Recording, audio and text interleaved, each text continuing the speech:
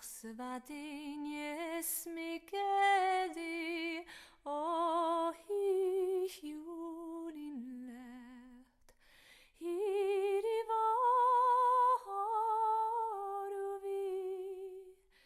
hiri varin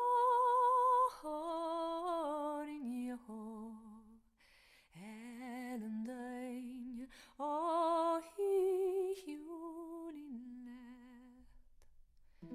Mashknuas guchte ganye Mashlepi guchte nyemin Oh hiulinlet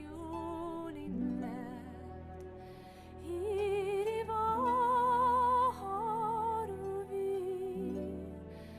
Hiri varin Jehov Elendain oh hiulinlet Mashen chiesk tochainen gyana Mashen aronye donok fare oh hiulinlet Hiri varuvi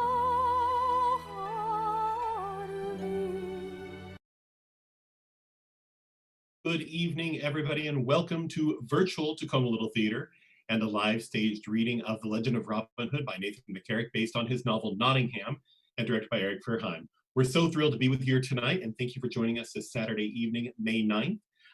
We know that it's been a long intermission that we've all been on, and this is one of our ways that we can help bring some live theater back to your lives. If you feel so inclined tonight, please feel free to stop over to the Tacoma Little Theater website, www.tacomalittltheater.com, and there's a donate button. We'd love to see your support for bringing this production to you this evening. Now I will turn it over to Nathan Makaryk, our author, and Erik Furuheim, who are going to give you a few words. Hello, I'm Nathan Makaryk. I wrote this play as well as the novel Nottingham. I'm old friends with Erik Furuheim, and he asked me to come and help out with this event and step in to kind of explain a little bit about where the play came from and its origins. I first wrote this play in 2011, largely because I was just unhappy with all of the other Robin Hood stories that were available out there, be them in book or movie form. I'm a co-owner of a theater here in Southern California, and I was mounting some shows, and Robin Hood was an idea of one that we could put up. And because I couldn't find anything that I liked, my theater partner just sort of challenged me to say, well, why don't you write your own version? And I did. And I do love everything about Robin Hood. I love swords and castles and archery and kings and everything. That's my proverbial jam right there. But Robin Hood specifically, the things that I've never liked about most of the retellings are very much in line that, you know, the good guys are so unbelievably good and the bad guys are so nefariously evil. And I just don't like seeing the world in terms of that kind of black and white. I really wanted to explore what the shades of gray were in between them. So I wrote this play. I hope that you enjoy it. That did translate into the novel years later. So a lot of people had great reactions to this play and said, hey, what are you going to do with it next? And the answer was to novelize it. It took many, many years. I started writing it in January of 2013, and the novel was just published about 8 months ago by Tor Forge Books. And I'm very fortunate to have a big publisher like that backing me on this. So it's been an incredible journey for me. Obviously, if you are if you're capable of helping out right now, please donate to the Tacoma Little Theater. If you're interested in the novel, again, the title is Nottingham, and you can purchase it anywhere where books are sold. I would encourage you, please, to look to maybe consider an independent bookstore since they're struggling the most right now. Also worth noting that the novel does have a sequel called Lion Hearts, which is coming out in September of this year, and that is available for pre-order as well.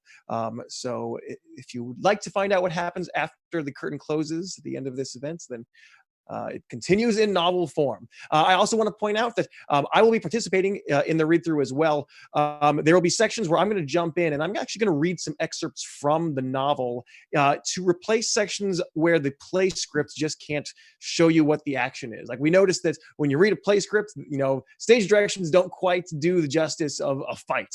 Oftentimes in the script itself, it'll just say something like, there is a big fight, and that's not really enough. So we decided to pull some excerpts from the novel to describe those fights or other moments that we thought needed some little extra gravitas. So I'll be jumping in for those moments if you're curious why all of a sudden there's this ugly gangly guy who's clearly not in a forest talking.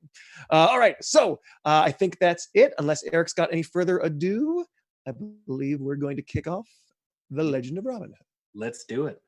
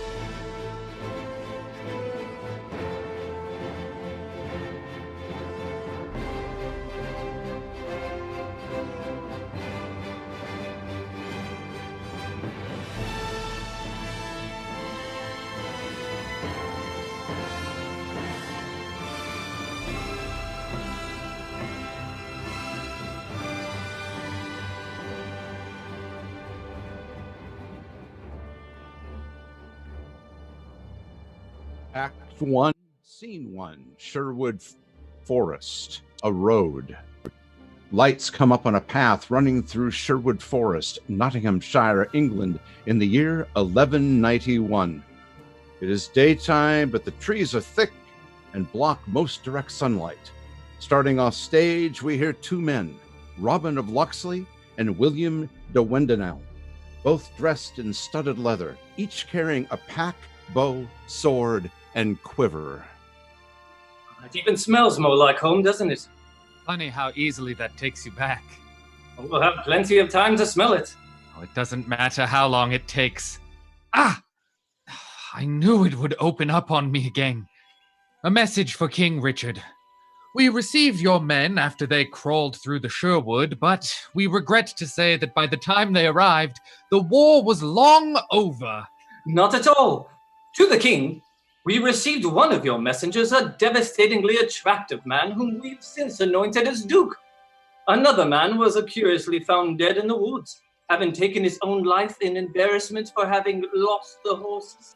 I didn't lose the horses. Well, I certainly didn't lose them. Bleeding again.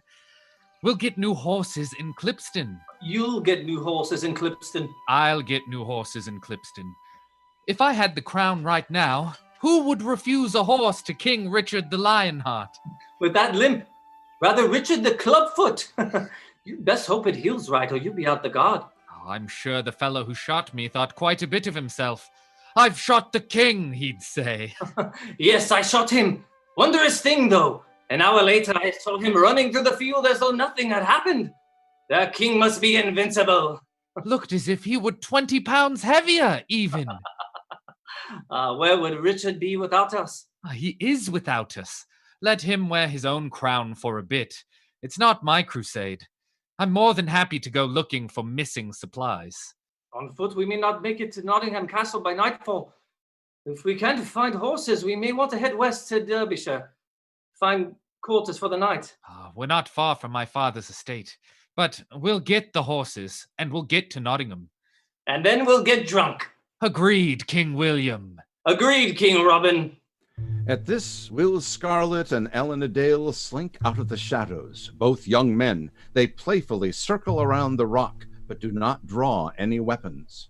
Did you hear that, Alan? We're amongst royalty. I didn't realize we had more than one king. Didn't I mention that I'm a king? You know, you may have, but I couldn't hear you over my own kingness.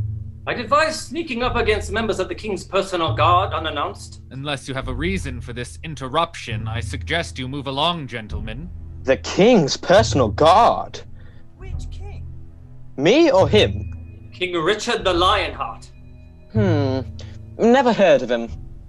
I thought the king's name was Henry. That sounds right. He's the one who has that face on all those pretty little pieces of gold we've been finding, isn't it? That you've been finding.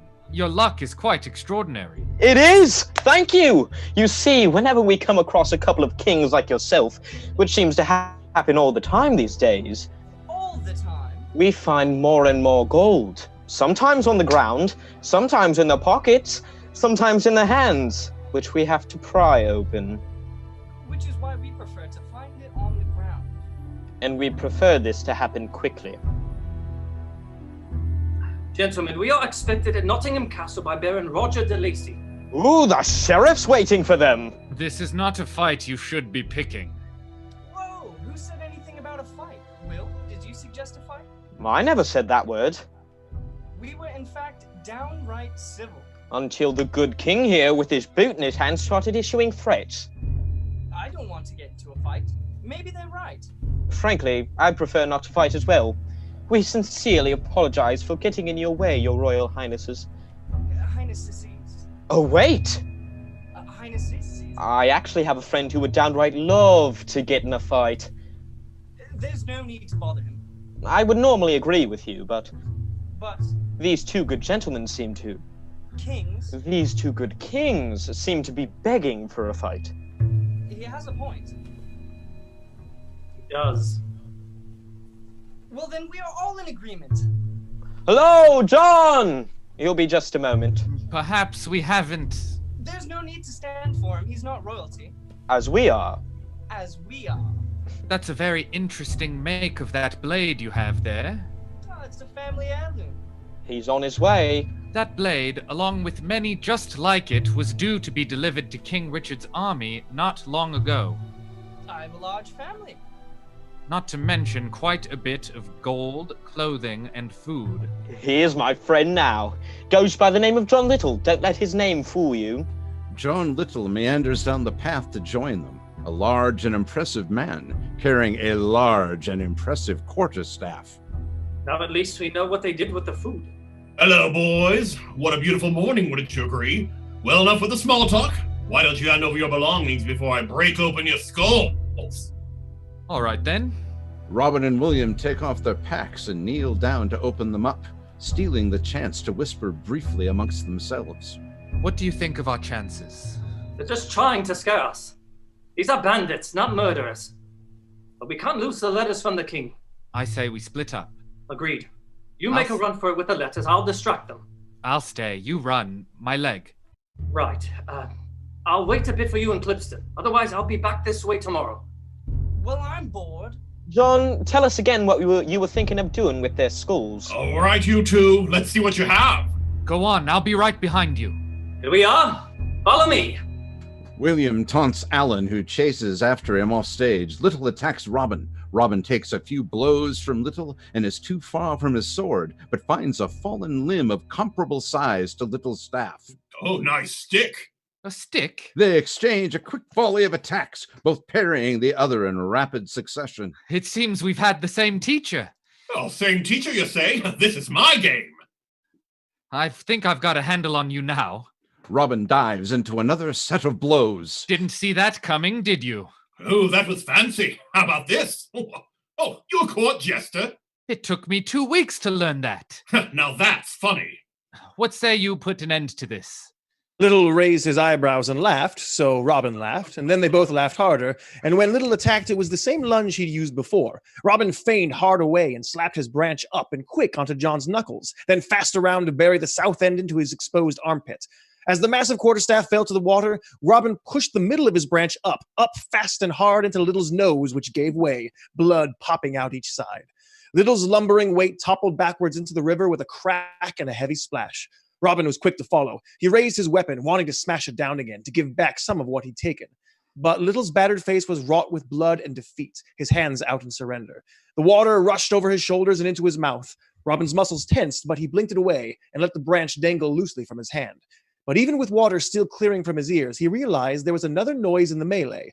Sharp steel touched his back, just so, between the plates and the leather, just hard enough to keep him off balance. Let's be perfectly clear on what's about to happen. I'm going to tell you to surrender. You're going to foolishly turn and attack me. I'm going to sink one knife through your ribs and another through your back. And in 1 hour, when I've washed your blood off my blades in the river, I will have a very nice lunch and forget about my morning entirely. You're a cocky little thing. I know when I'm right. Will. You do this a lot, I imagine. Not a bad living if you can keep it up. Stalling to catch your breath. Most people don't put up too much of a fight, aren't expecting it. I'm hungry. Unfortunately, I've actually traveled quite a distance just to find you. Didn't think you'd make it easier by coming out and greeting me. What does the king's private guard want with me? Recruitment? Oh, not just you. All of you. I presume there are more than 3 of you. Now hold your say a moment. Seems we've had a bit of a misintroduction. Scarlet, stow your medal.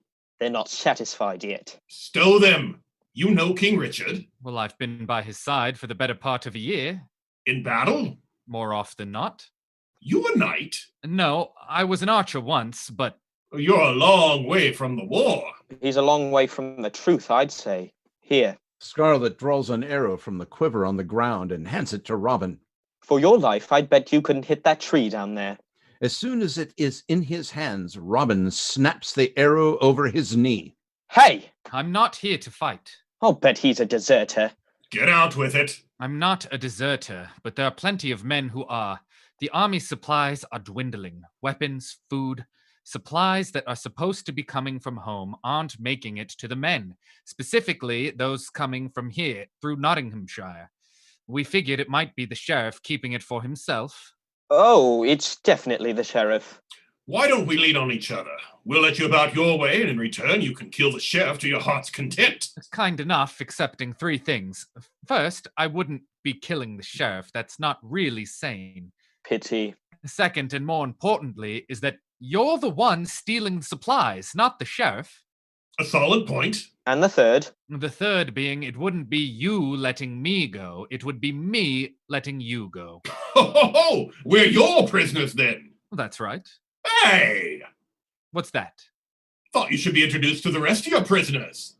From down the road and out of the trees arrive the remainder of Little's companions. Hoping you don't mind the imprisonment of women, children, and men of the cloth amongst. My prisoners all.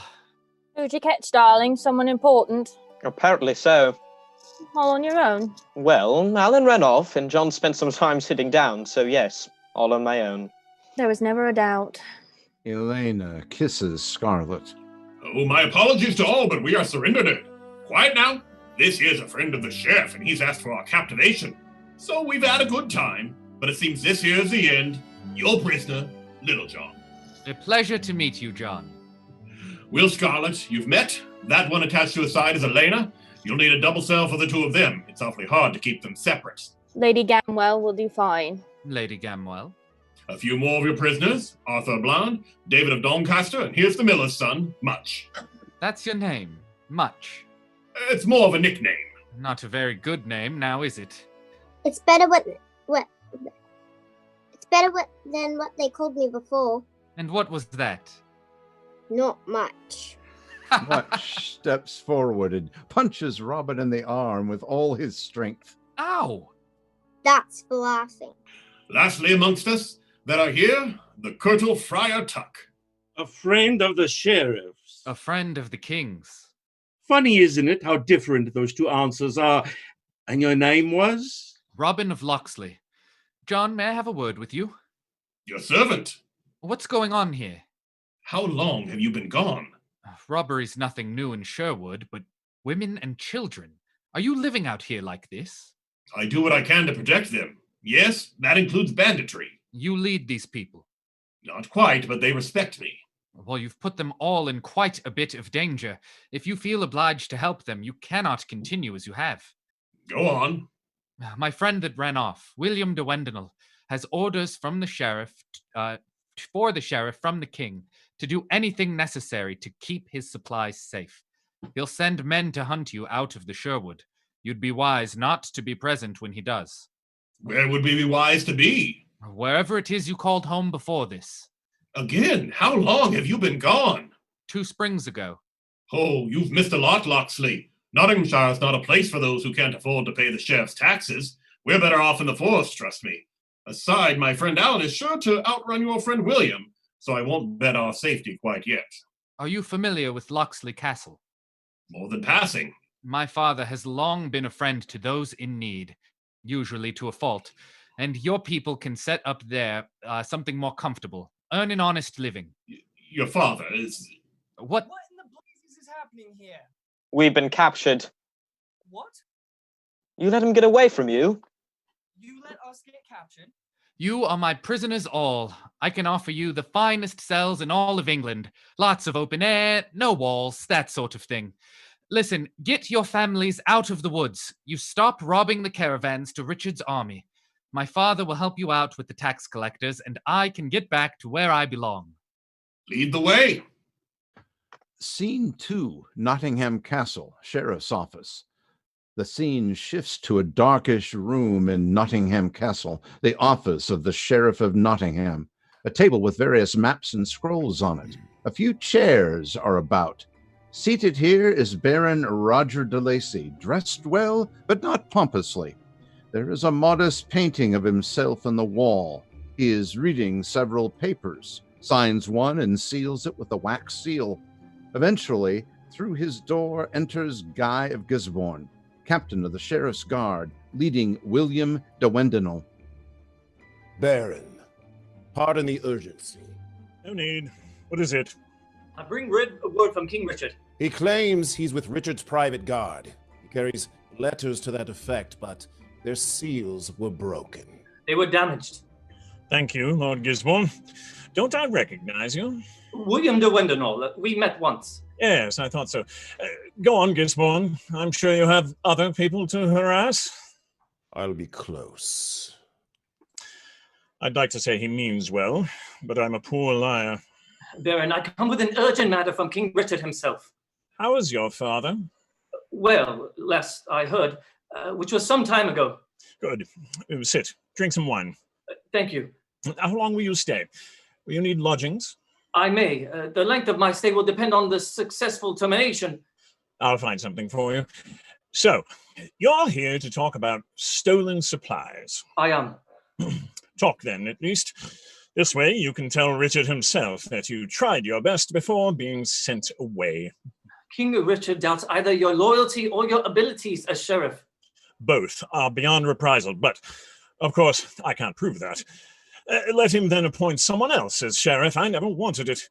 You can have it if you'd like, but in 6 months' time he'll send a replacement for you as well, because it's not my intelligence which starves his army.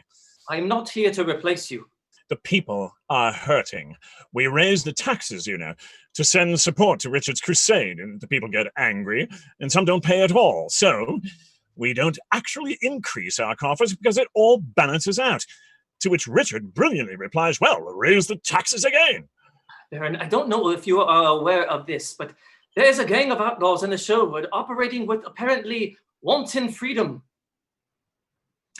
Have you looked at my face, William? What am I looking for? Do you see all the scars, all the broken chunks of wood embedded into my flesh? No. Do you know why my face remains unscarred and unembedded with broken chunks of wood? No. It is because I do not regularly make a habit of ramming my own face into this table here, even when it otherwise sounds like an excellent idea. Do you know why I do not regularly ram my face into this table? Do tell.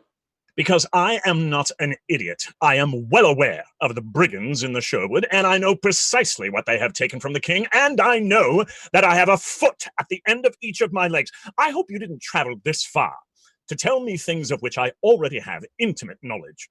I have not. I have come because I have friends in the war who don't have a sword to fight with. And as I traveled home to fix this problem, the man who stole these very swords assaulted me in the forest. You'll forgive me if I find the solution to this problem glaringly obvious. Gisborne. I apologize. Guy of Gisborne re-enters the room. Outside the door, we can see his squire of sort, William de Ferrers, to whom he was presumably speaking. Baron. Come inside, both of you. Ferrers.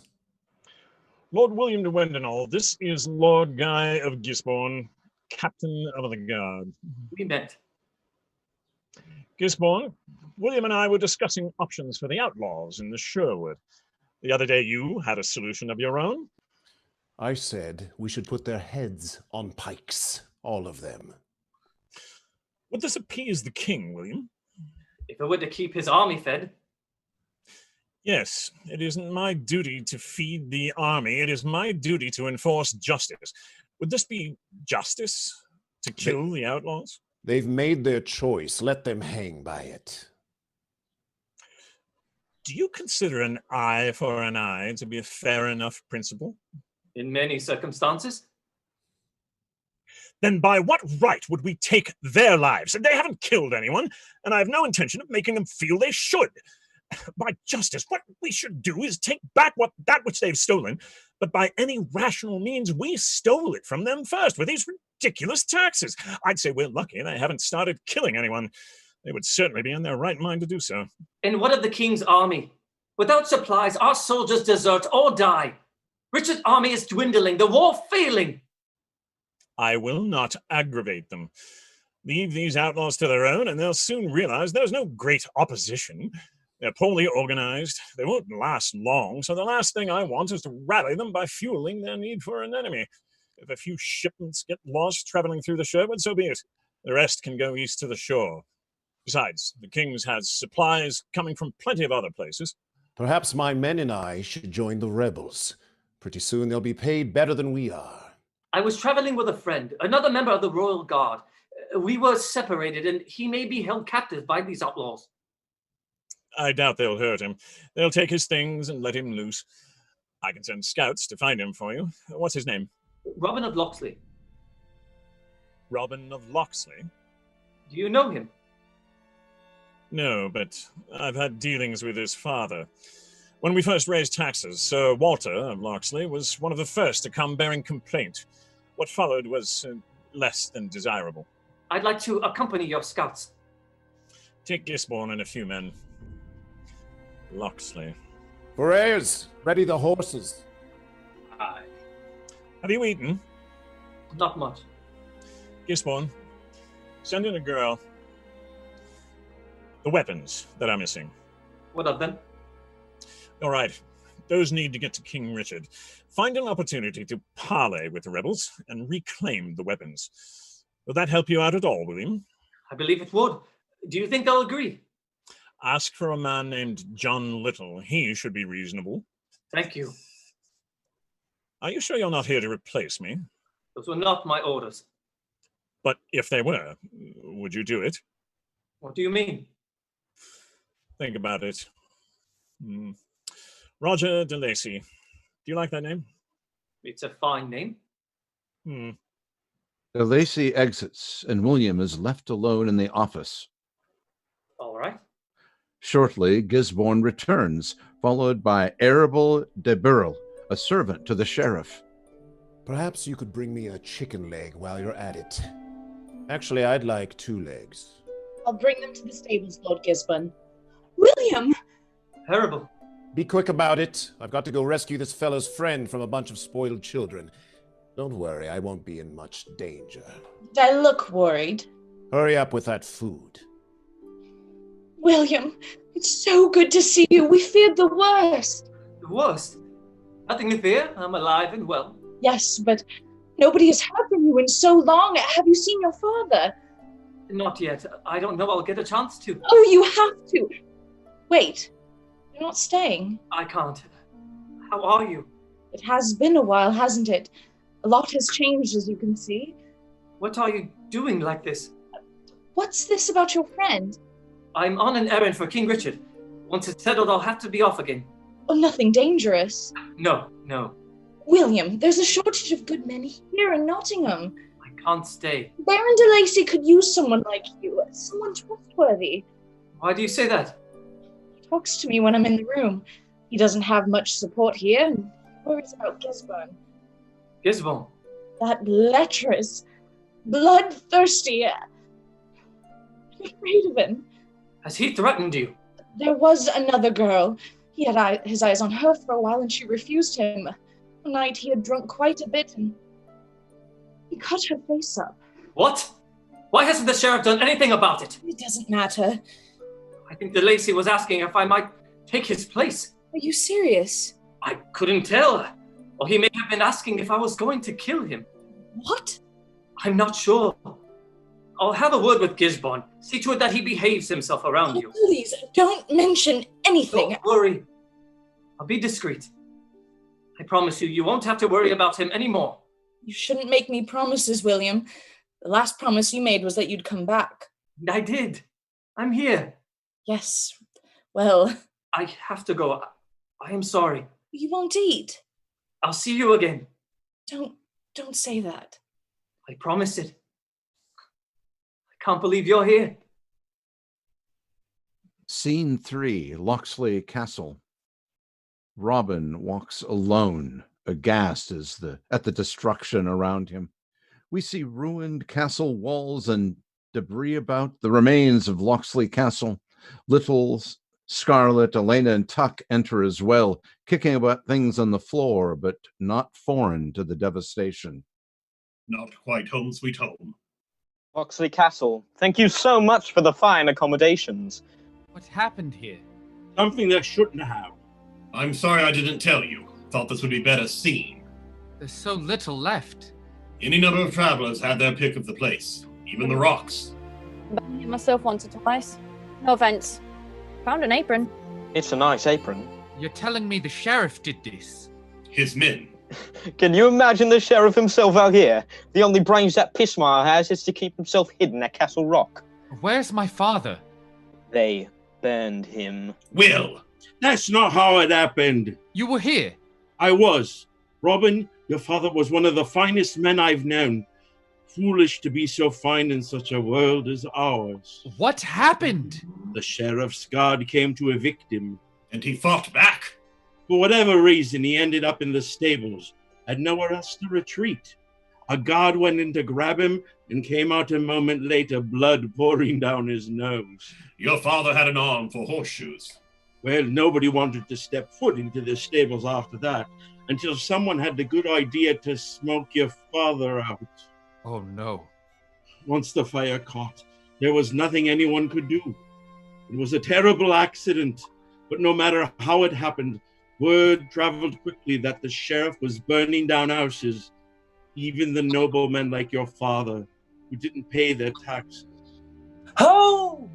That's Alan. Ho! Alan enters, guiding Lady Marian with him. She is clearly only interested in finding and talking to Robin. Does anybody need a pretty lady? I found one just wandering around. How pretty. How pretty. Of all things, Robin! Lady Marian? I didn't believe when I heard it. Now here you are, as if the years were a heartbeat. Not for this place. I'm so sorry, Robin. My family did everything we could. What are you doing here? Well, it's nice to see you, too. That's not what I meant. What are you doing here? I didn't know the war was over. He's our prisoner. I thought it was the other way around. Are you serious? That's what you told me. There's 5 of us, and we have the weapons. No, I know. You're actually not his prisoners, but... Boys! There's a cave up in the rocks up there. It doesn't look like much, but it opens up. We used to store rations there. I promised you all whatever help I could offer, and that may be it. I'll give it a look. But let's go, pretty lady. There's not going to be anything left. It's hard to find. The food may be spoiled, but the wine should be good. What wine, you say? Not aiming to run off, are you? Would you care? Sorry about all this. It's good to see you alive. I had no idea things had grown so bad. You know, your father was something of a hero. A hero? He housed a lot of people here, paid their taxes for them. Why did they evict him if he was paying his taxes? Oh, he didn't pay his own, just theirs. He thought he could prove a point. He thought he was too prominent to be evicted. It sounds as if my father only made things worse. No, he was trying to help the people. Well, the people he was helping have been routed out of their villages and chased into a forest. Are they better off now stealing what they can to survive than they were paying higher taxes? There's no way he knew where this would lead. He died hiding in a stable, throwing horseshoes at tax collectors. This is a great hero. What was he fighting for? It's easy to fight for something you believe in. Your father chose to fight for something that others believed in, simply because they couldn't fight for themselves. That's a hero. He should have known better. He had plenty of money to pay. Why don't you come to my estate? That's very good of you. There's nothing for me here. Nothing? I should report back to King Richard. You could stay. People would listen to you. You could help things. The way my father helped things. By escalation. This sort of escalation that will slowly... this sort of situation that will slowly go away. If there are any more conflicts, the two sides will push themselves even further away from each other. But if they just move back to their villages and stop stealing from the sheriff, then he won't persecute them and everything will be fine. The only solution is to do nothing. I'm good at fighting. I'm not very good at doing nothing. I'll be of no help here. Fine. You're right. There's nothing worth fighting for here. Marion, you know that... Look alive, we've company. Enter William, making his way through the rubble. Now here is a hero. Thank God. Hello again. Now, why did I bother chasing after you if you're just gonna walk back into my arms? Put your weapons down. Excuse me? How'd you find me? This wasn't the first place I looked. These are your friends now? We've come to an understanding. I'm not sure I'm understanding this understanding. I'm looking for a man named John Little. He's here. He'll be back shortly. You'll be keeping your mouth shut. I mean to negotiate a peace between your men and the sheriff. A peace? It smells of a trap to me. You may want to listen to the offer. As captain to the guard to the Sheriff of Nottingham, I give you one chance to lay down your arms. I've got a hold of this, thank you. Your friend amongst these men? That's him. Well then, I've accompanied you on your search and your task is complete. Happily, your search has led me to the very heart of the Woodland Rebels, a matter in which I guarantee you, I hold authority. Roger asked me... The sheriff has been in search of these criminals for some time, and if they will not go peacefully, I will arrest those still capable of walking when I am through with them. How are your legs, Alan? I think I'll be walking fine. Yours? Let's dance. There will be no blood spilled here today.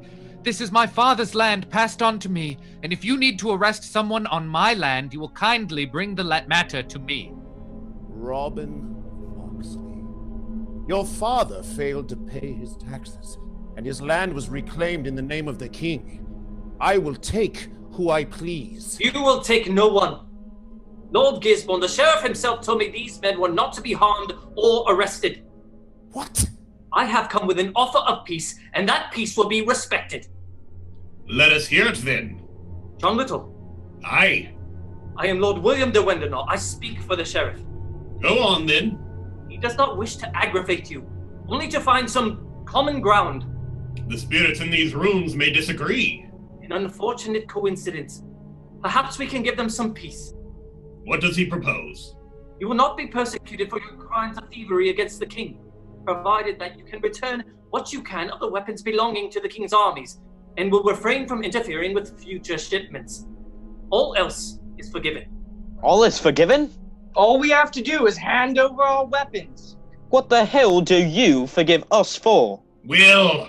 Maybe instead we get out those very weapons you're asking for and watch you run for the hills again. Stay. There's a slight problem with your plan, Windenall. Most of those weapons have long been sold off. Some we have, the rest sold for soup or bread. So then what are we to eat? Forget the weapons. Return to your homes. Return to your lives. Let this pass. John, think of these people. Think of the women and children. You can get them to a better life. If there's no deal, I'll take these men into custody. I think I might take something of my own.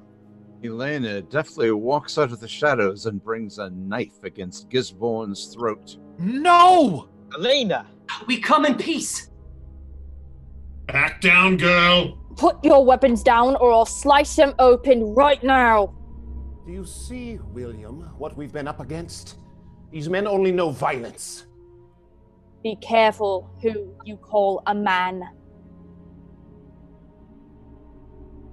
That is quite enough from everyone. My apologies, lady, but I'm not sure I know you. My name is Lady Marian, and I am kin to King Richard the Lionheart. You will hear me out. You stand with these outlaws. I stand for what I believe to be right, as do you. What have you in mind? I will accompany you to the sheriff along with John Little, whom you will promise safe passage. The four of us will come to an agreement. Until then, both sides will remain at bay. Little, do you agree to this? Don't do it, John. All they need is an excuse to put you away. I won't allow that. Aye, lady. I agree. First, call off your men. Elena, come on, girl. Let him be. Elena slowly removes her knife from Gisborne's throat, puts it away, and begins to retreat.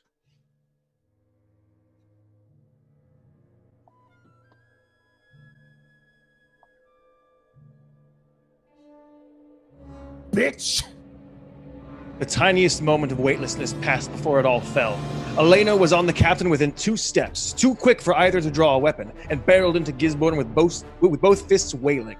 The guard closest to Elena caught a fistful of her hair and yanked her back hard, wrenching her off Gisborne and thankfully into submission. But Will Scarlet cleared half the room in a heartbeat to help her, leaping over rubble. There was no chance to explain it. The riot of the room overwhelmed thought. 2 guards converged and tackled Scarlet to the ground, then buried a fist into his stomach, then again, a third, then his face. The rest of John Little's crew was surging forward, with Robin and William the only thing between them and the rest of the guardsmen. Steel drew across steel, the sharp pang of weapons finally drawn and colliding. Alan barely dodged a thrust that would have skewered him, then tried to defend himself from another slash, but the impact jostled him off balance, sending him to the ground. Robin took the opportunity to grab Alan by the damned scruff of his neck and hoist him to safety. A sharp cry of pain rested their attention to Captain Gisborne.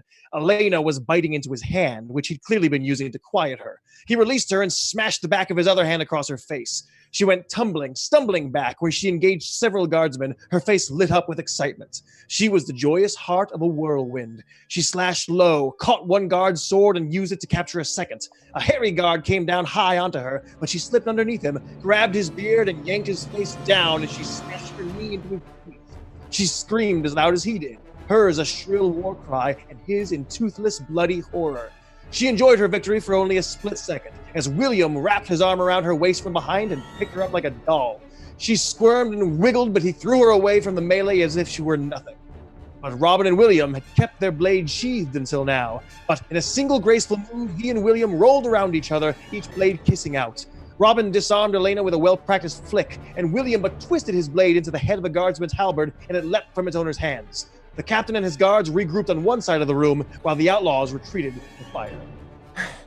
This isn't over. Get your men out of here! I'll see each and every one of you in prison, and my face will be the last thing you see.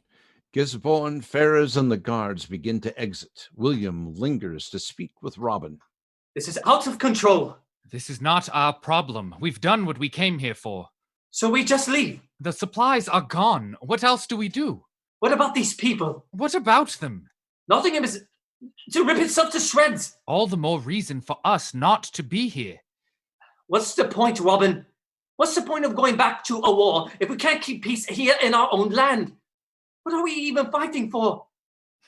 What are we trying to protect? You're right, but this isn't our fight. Oh, please. Is Richard's war our fight?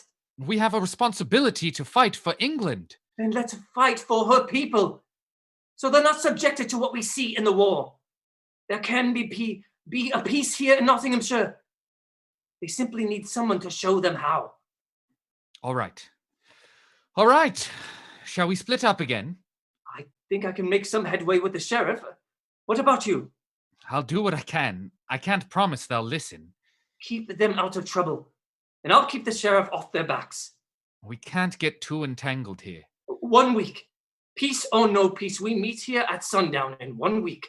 1 week, then we'll go home. Good luck, Robin. I hope you know what you're doing. William departs. The men assemble about the ruins. Home? Not this place. We better prepare for the return. You idiots! You've brought this on yourself, all of it! What would you have us do? Do you honestly think you can take on the Royal Sheriff's Guard? A dozen of you? You'll be decimated! We're 100 strong and growing. Women and children and untrained fighters. You can brawl in a little skirmish like this, but they'll be organized when they return, and you will not stand a chance. So teach us. You're something special with the king's army, so teach us how they fight. You shouldn't be fighting at all. You're not listening, Robin. We don't have homes to go back to. We have families to feed. Robin's right. You're bringing too much attention to yourselves. When you steal from the army, the sheriff has to respond. So don't steal from the army. Only take from those who can afford to lose it, and don't take more than they're able to do without. And keep the violence to absolute minimum. Feed yourselves, but don't forget there are other people out there who need help. You keep a low presence and endear yourself to the people. We're still putting ourselves at risk. Alan's right. I'd like to know a little more of what you know. Violence is not the answer. I know, but when it is the answer, we want to have the right answer, don't we? What else are you going to do for the next week? They could use you. Stay. On one condition. Yes? You stay too. Robin. I mean it. That captain knows who you are, and I can't protect you if I'm in the woods. Stay with me. Help me teach these people. Well, if you insist. Well, come along, everyone. Why don't you show me to my room? Hello, love. My name is John Little. Lady Marian, so pleased to meet you. As the men depart, he stays for a bit, looking around at the castle one more time. Eventually, he chases after. Scene 4, Sherwood Forest, a road. A road in Sherwood Forest, and in the middle of the path is a log or a few rocks that likely don't belong there. On it sits Elena, and as far in front of her as possible is Scarlet. They are pretending to be within a moving carriage. Behind the carriage, Alan sneaks up on the right side, low and stealthy, and hides next to Elena, who is clearly not happy about pretending she can't see him. From in front of the carriage, Tuck walks down the path and holds his hands out to Scarlet. Halt! Halt, please! Oh, thank you for stopping, kind sirs. The Lord has sent you to me, and for this I am thankful. She's so stupid. Ah, don't be hasty in passing judgment, my obviously wealthy friend who has no military affiliation. You've got to be kidding me. Alan, I can clearly see you. For you say that this is stupid, but I say that wisdom comes from both within, from above, and from my friend over there to your left. A pleasure to meet you, sir. I'm sure you won't mind sharing a seat, would you? Hold there. Don't get too close, Alan. Why not? Remember when you two came after me? You were close enough that I was easily able to disarm Will. I do remember that. Shut it. You didn't tell me that part. But you've got a bow on him. He's not going to make a move. Here, let me. Robin moves next to Scarlet, moves one hand in distraction, and suddenly makes a quick move with the other against Alan, disarms him, and then turns the sword around so the point is against Alan's throat. Dead, you see? Yes, but you know what sort of men drive carriages for the wealthy? The kind that don't move like lightning. You already snuck up on him. That's proven to him that we have the upper hand. Now, Will, try to disarm him. It's Tuck's turn. Tuck doesn't get a turn. Go on, Will. Scarlet stares at Robin for a bit, intent on not making a move, makes a slow, obvious move that mocks Robin's, then suddenly turns and lunges at Alan, assuming he'll be successful. Alan is able to get away in time while Robin moves in. Son of a... Sorry my friend snuck up on you there. He didn't realize how twitchy you were. I'm the same way, so I'd prefer that you have no more sudden movements unless I accidentally kill you. Appreciate it. If I kill you, it won't be accidental. And keep it friendly. Remember, we're gentlemen. Good evening, ladies. Stab, stab, stab. Dead.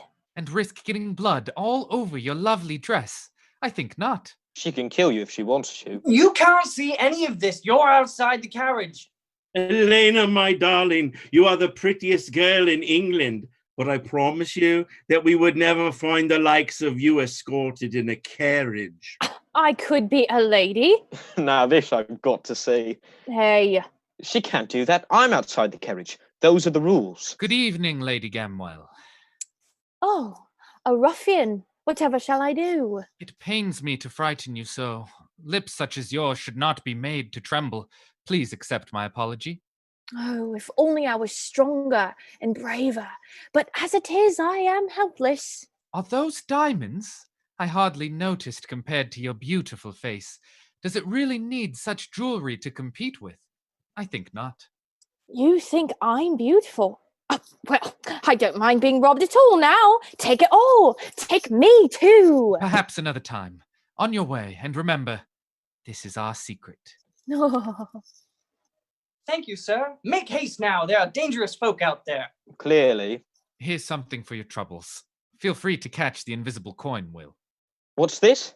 Always give a little something to the carriage driver. We give it right back. The driver is not rich. But he's certainly not poor. We want to keep him coming through the forest. His passengers won't know. What if there are more men? Or if they fight back? Stay out of range so they can't start a fight.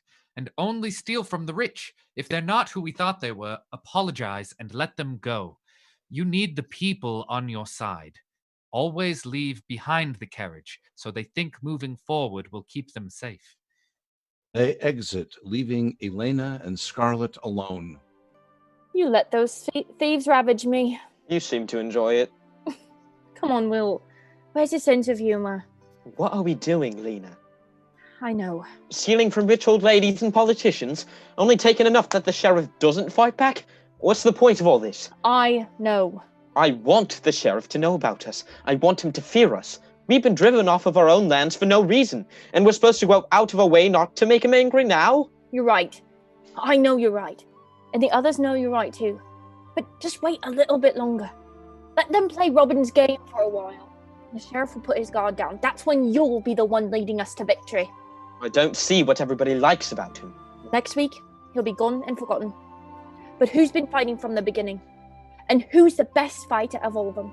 In a clean fight, Robin wouldn't stand a chance. And that's what men respect. Strength. Not some rich man's kid playing hero. Let's go. Scene 5, Nottingham Castle, Sheriff's Office.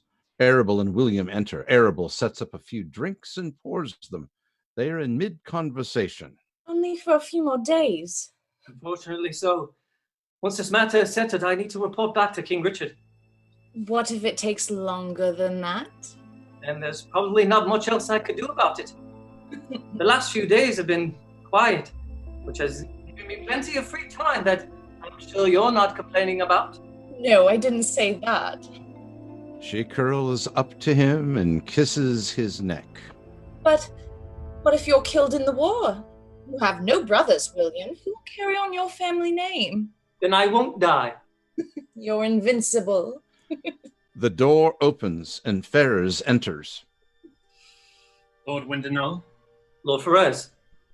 Baron de Lacy and Lord Gisborne will be here momentarily. All right. I should bring more glasses. May I ask, how long have you served under Lord Gisborne? Lord Gisborne is not my master. I joined the guard earlier this year for my own purposes. Gisborne is captain of the guard, though. Do you not take orders from him? My father is the Earl of Derby, as I will be someday, as well as a sheriff of Derbyshire. I'm not in Nottingham as an exercise in education. Then you understand discretion. Your affairs are your own. Windenall, thank you for coming. Of course, Baron. How quickly can you... do you need anything? Hungry? Nothing, thank you. Troubling news from York. York? John Marshall, the High Sheriff of Yorkshire, has just been deposed. Care to ask why? Why? For lack of revenue sent to King Richard. Huh. Who is his successor? Osbert de Longchamp. Brother to the Chancellor, unquestionable loyalty, no political experience, and a complete madman. You think you're next? Wouldn't you? The people who support me will quickly hear about what's happening in Yorkshire. If they think I am to be replaced, they'll distance themselves from me, especially if the new sheriff is someone as insane as Longchamp. No one with any power will want any political ties to Roger de Lacy when that happens.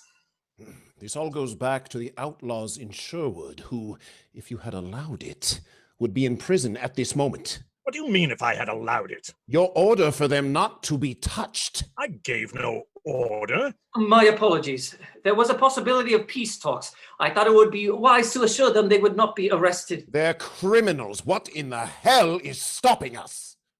Thank you for bringing this to my attention, Gisborne. You are dismissed. You spoke for me. With respect, Lord Gisborne would have slain them all had I not. What is your charge here? I came to ensure the safe delivery of supplies from Nottingham. Which you have done. Which includes securing the peace of Nottinghamshire for future deliveries. Which you feel I cannot do. Which I feel you have not done. Until now, your orders have ranged from doing nothing to doing nothing. Provoking these rebels only makes them stronger. Provocation is not your only option. I nearly had their leaders agree to come speak with you to a truce. Something that both sides want, but you have not extended your hand. Any truce would involve some punishment on their end. They are children acting out. They act out because they want for discipline. De Lacy has found himself staring at his own portrait, which is hanging on the wall. He laughs in disgust. Very good, Wendenall. You have a keen eye and a strong grip, but this sheriff's seat has a way of tying one's hands with political chest thumping. The next man to sit here will have an easier time of it, and he will be a man of action, where I was not. The next man? Lord Gisborne, of course. You know this for certain? I have no doubt. Unquestionable loyalty, no political experience. Good day, William.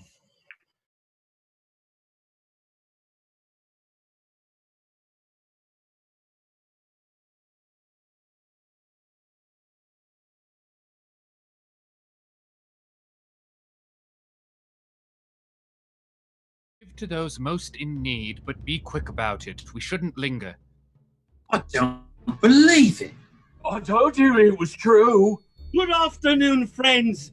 These are trying times, are they not? Trying? Oh, they are. They are. The Lord helps those who help themselves. So help yourselves. Tuck opens his hands to a pile of gold coins, which Monday and Stutley cautiously but hungrily pick from. Go on, Much. See who else you can find. Robin passes Much a bag of coins, which he happily runs off with, calling out for people. Are you the one? I the one? Oh, he means Robin Hood. Excuse me? Robin Hood? I suppose you're talking about this gentleman right here. Why, yes, that's me. Where'd I get that name from? No idea. Wear a hood. That's the stupidest thing I've ever... Yes, that's me. What they say about you? Isn't it? It's true, isn't it?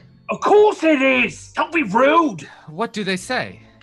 Monday says that you snuck right into the castle and stole it all out of the sheriff's pockets itself. Oh, and the sheriff's personal money. I've got it. Where did you hear that? Over in Burnsdale. They say Robin Hood and his men are giving back to the people. And his men? And his men. In their right mind would just throw away coin. Is this a trick? This is the only name you've heard of?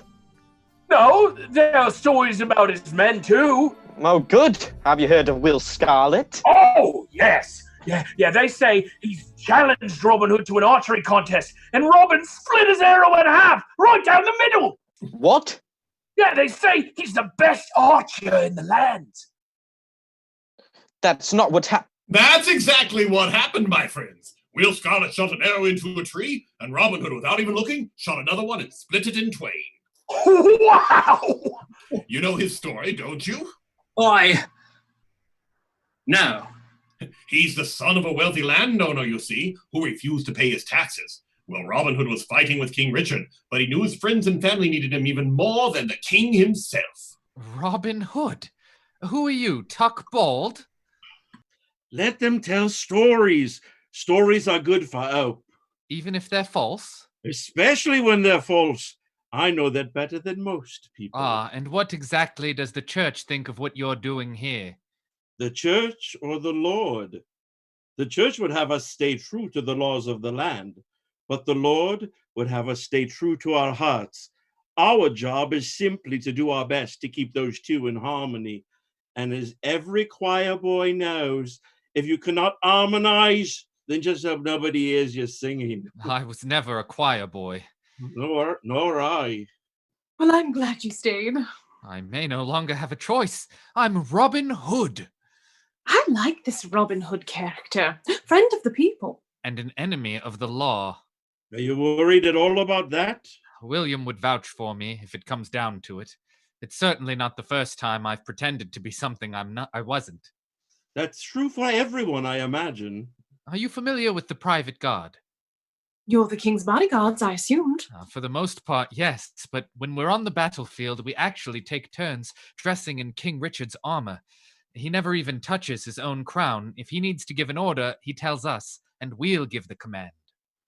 For what purpose? So that if an enemy were to get close, he would attack the wrong person. You're worried you have a target on your back now. You know what I find interesting about that? It's a clever ruse designed to trick your enemy, but I'm willing to bet it works on your friends as well. It did. In the armor, there's no way to tell. So although you may have only been dressed as the king, for all intents and purposes, you were the king? People don't know the man. They know who the man represents. You tell someone, look there, you see the crown? That's the king, and they believe you. That person becomes the king. He's not the man who's important. It's the story of the man. King Robin. Robin Hood. Stop and listen, gentlemen, that be of free-born blood, and I shall tell a goodly man of his name was Robin Hood. You really weren't a choir boy, were you? Robin was a prude outlaw, and against the law he fought. So courteous a leader as he was one, whether he wants to be or not. Robin Hood. Nobody sings songs about me. They will, darling. You're 1,000 Robin Hoods. Did he really split your arrow in half? He broke it over his knee. I was just asking. Scene 7, Nottingham, Sheriff's Office. Roger de Lacy is sitting at his table, writing, clearly agitated. Arable enters the room with a tray of drinks for him. Insufferable pissants!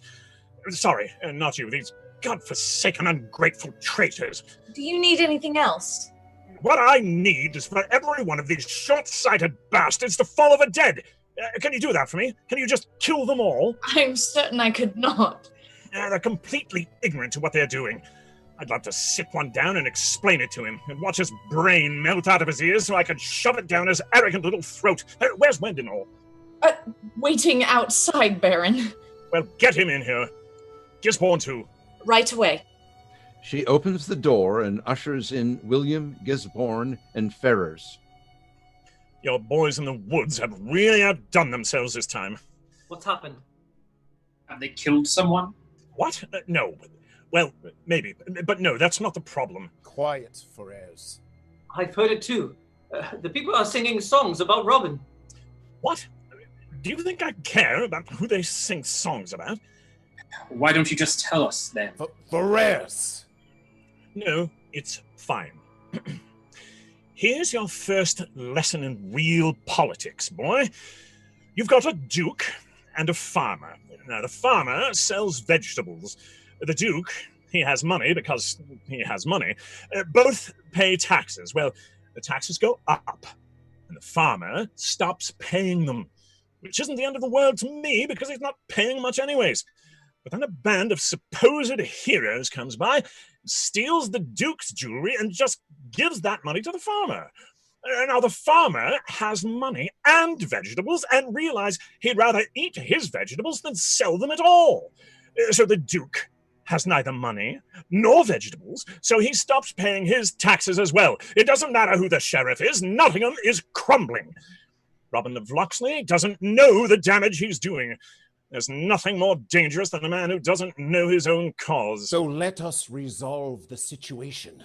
Eliminate the outlaws. How, Gisborne?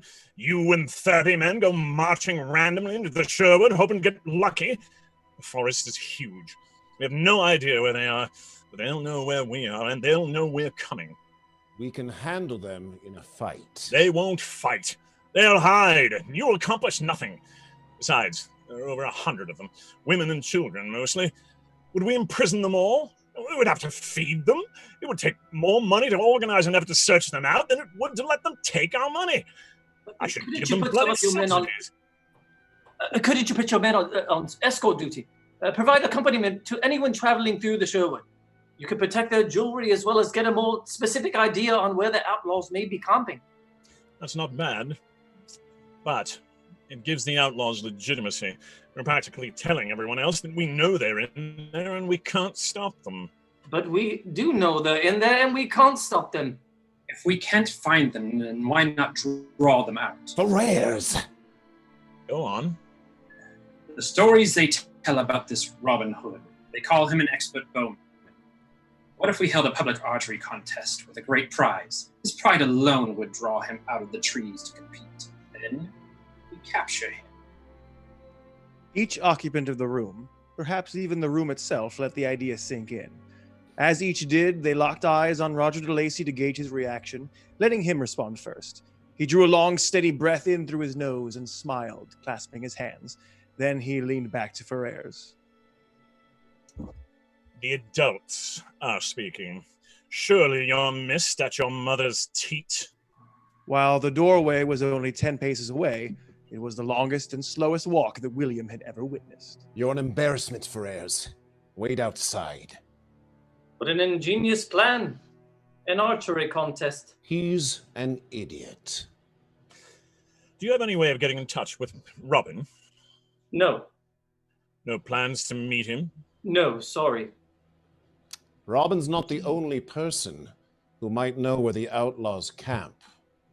I will not entertain that idea. She gives them support, and you know it. I trust I don't have to remind you who her family is. Her family. It's not an option. Well, let's be pragmatic then. Lord Gisborne, I want you to put together your men, all of them, and take the tax collectors. Go everywhere the tax is owed. And make them pay in supplies, foodstuffs, anything. But no one is to be harmed. You want us to take supplies directly from the people? They've already been paid for their wares. Your boy Robin Hood gives them money. We'll need a place to store it all. Set up in a village. Somewhere friendly, somewhere a bit outside the Sherwood. Gather it there. We'll transport it here once you're done. I'll need a lot of men. Take them all. I'll help. No bother waiting then. Excuse me, my lord. What is it, child? May I ask, why don't you let Lord Gisborne search for them? You said you wanted them all dead. I do wish them dead. I have no love for any of those cretins. But would that make me a good leader, do you suppose, to only act on my own personal desires? You called them traitors, and they're breaking the law.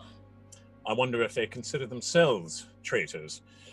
My duty as Baron, and perhaps as Sheriff, is to do what is right by as many people as I can. Who am I to say that what I want is more important than what they want? Besides, I won't be here for long anyways. May I ask why? Roger de Lacy. Do you like that name? I do, actually. I don't. I'd prefer Roger de Lizors. I stand to inherit my grandmother's lands, Albreda de Lizors. Something tells me I miss Nottingham one bit. Especially that. Again, good his man, Baron. eyes land on his own portrait. You're a good man, Baron. Unfortunately, you may be right.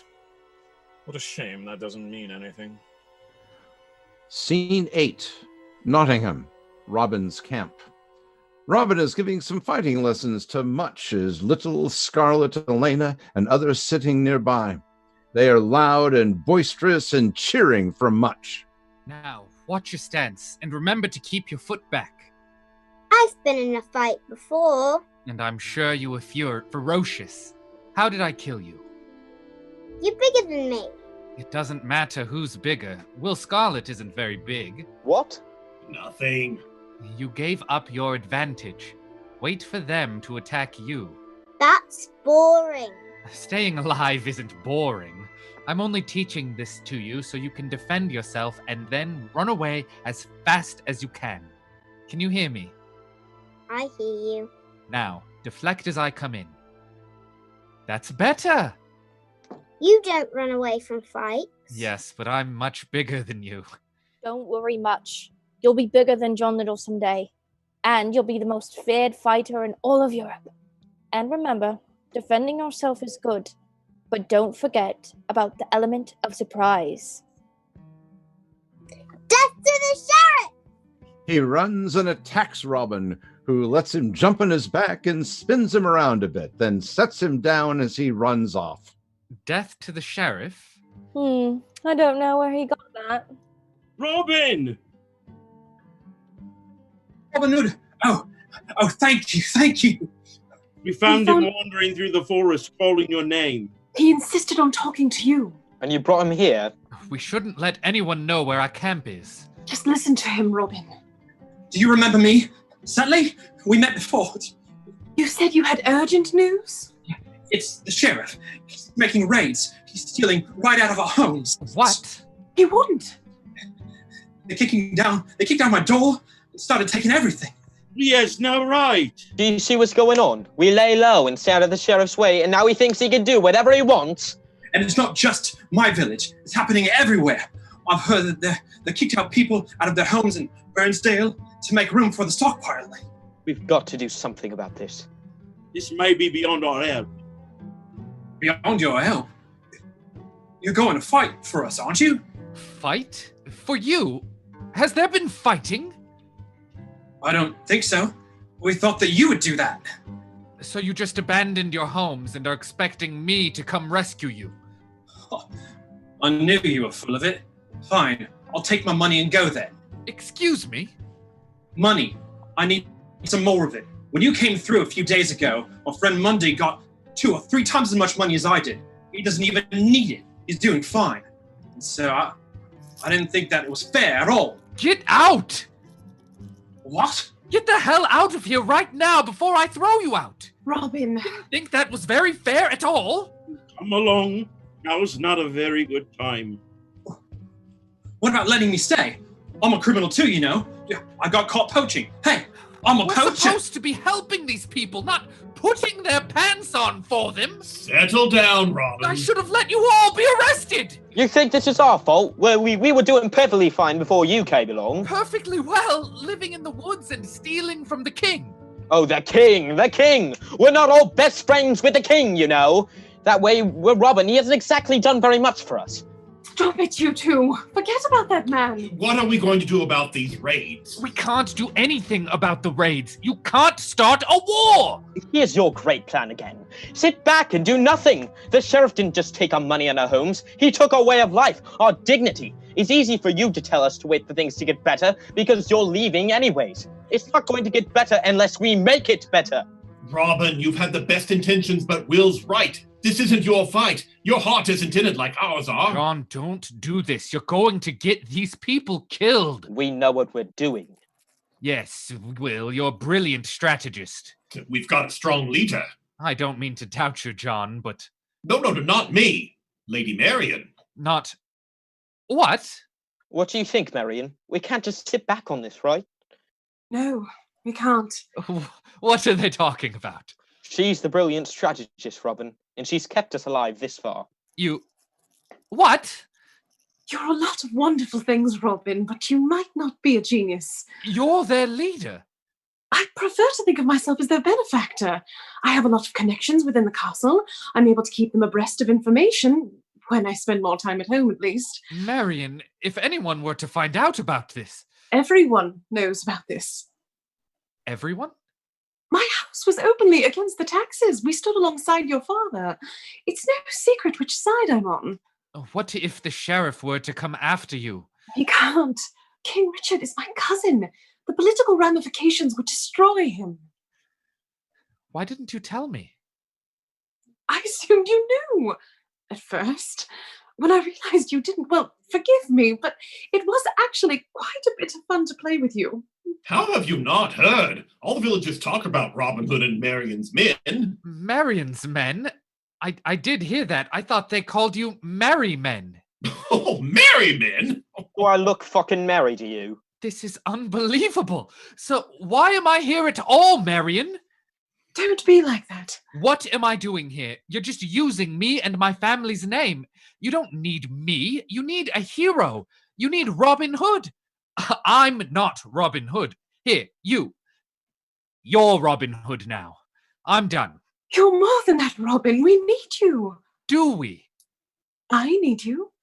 I've spent my time leading battles, pretending to be a leader I'm not.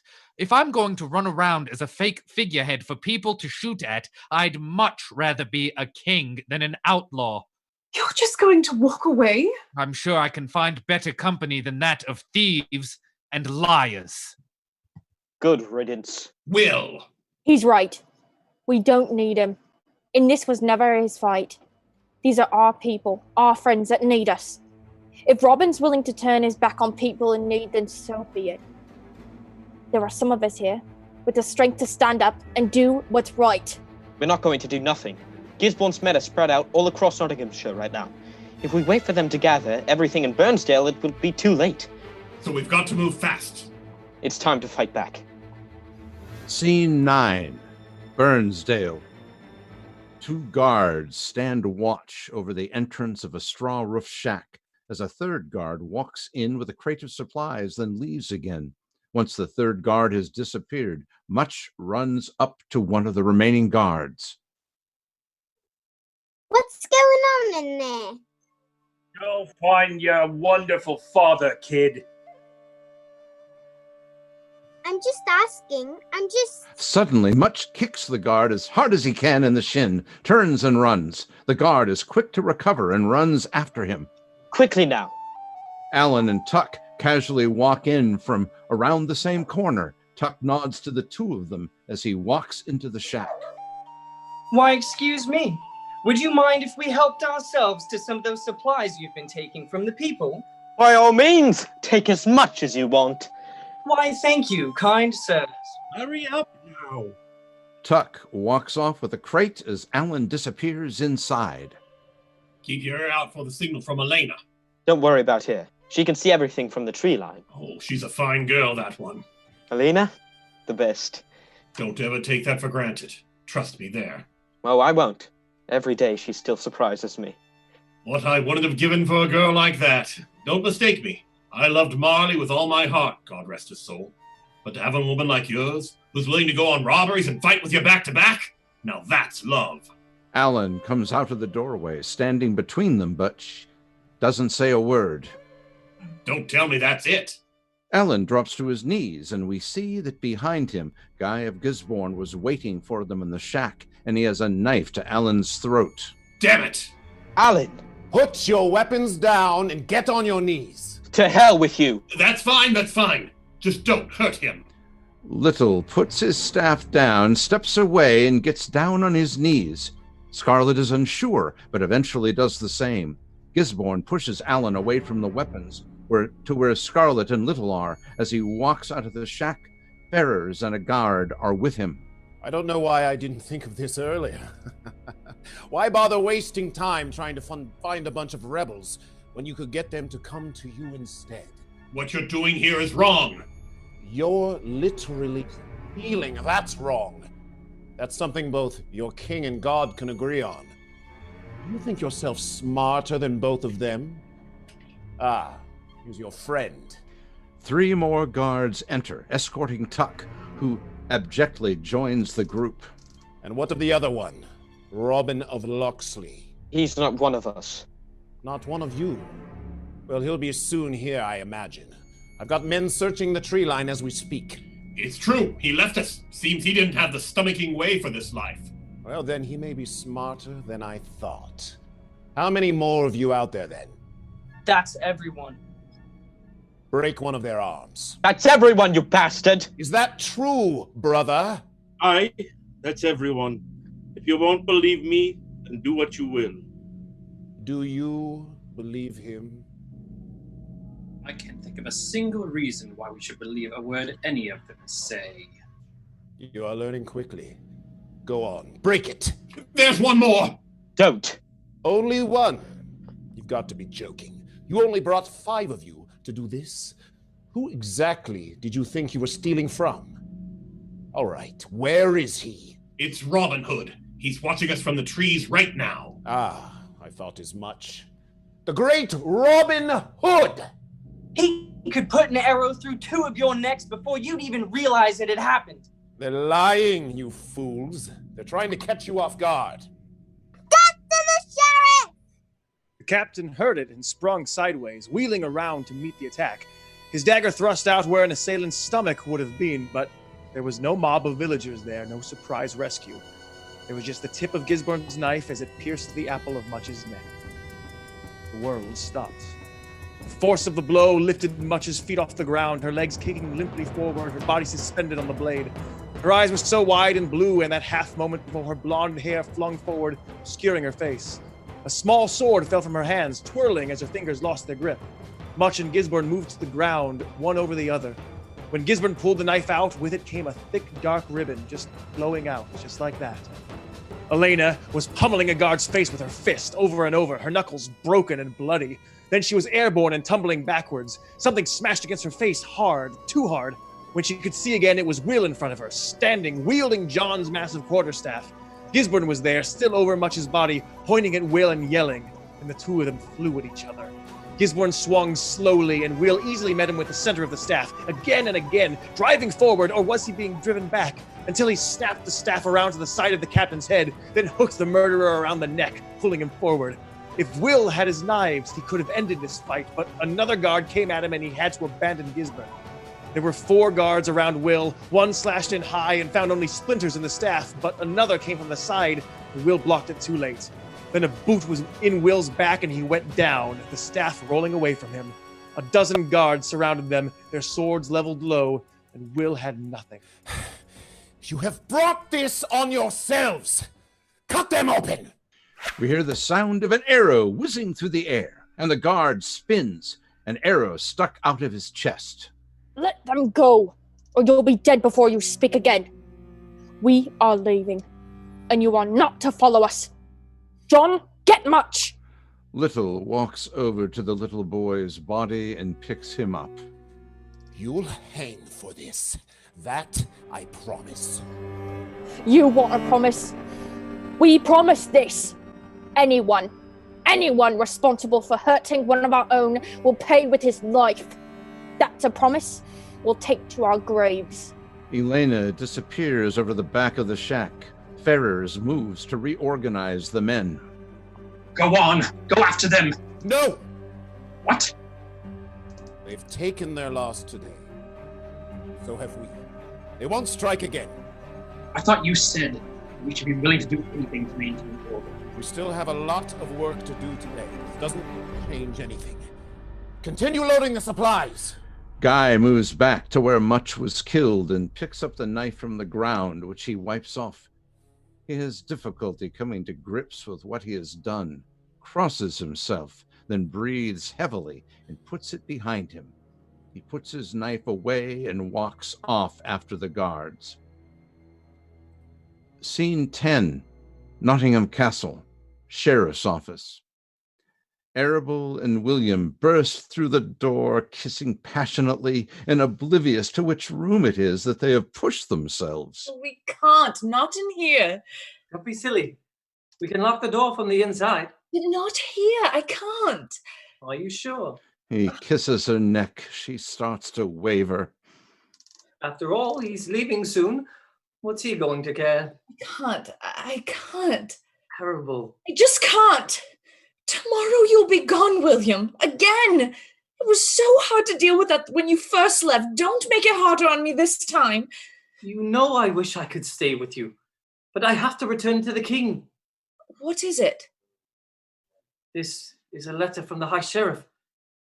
Baron de Lacy was right. He's been removed from the sheriff's... my apologies, Baron. Doesn't matter, as I see you've read. Is there nothing to be done? It's my fault. All of this. I've made many mistakes. I should have been more decisive. Anything that has happened, I am to blame. Has Gisborne seen this? Not yet. Has anyone? Just me. Is Lord Gisborne to replace you? That man is a monster. I can't imagine what he'd do with all that power. He'll spend the entire coffers searching for these outlaws. The county will be bankrupt, and my people will be living in fear. I've done a poor job of managing all of this. It's not too late. As you say, no one has seen this. Shall I ignore it, then? Another will come in a week, along with men to enforce it. A week is all you need. Perhaps we can arrange a peace with the rebels before then. Well, you clearly have an idea, so tell me.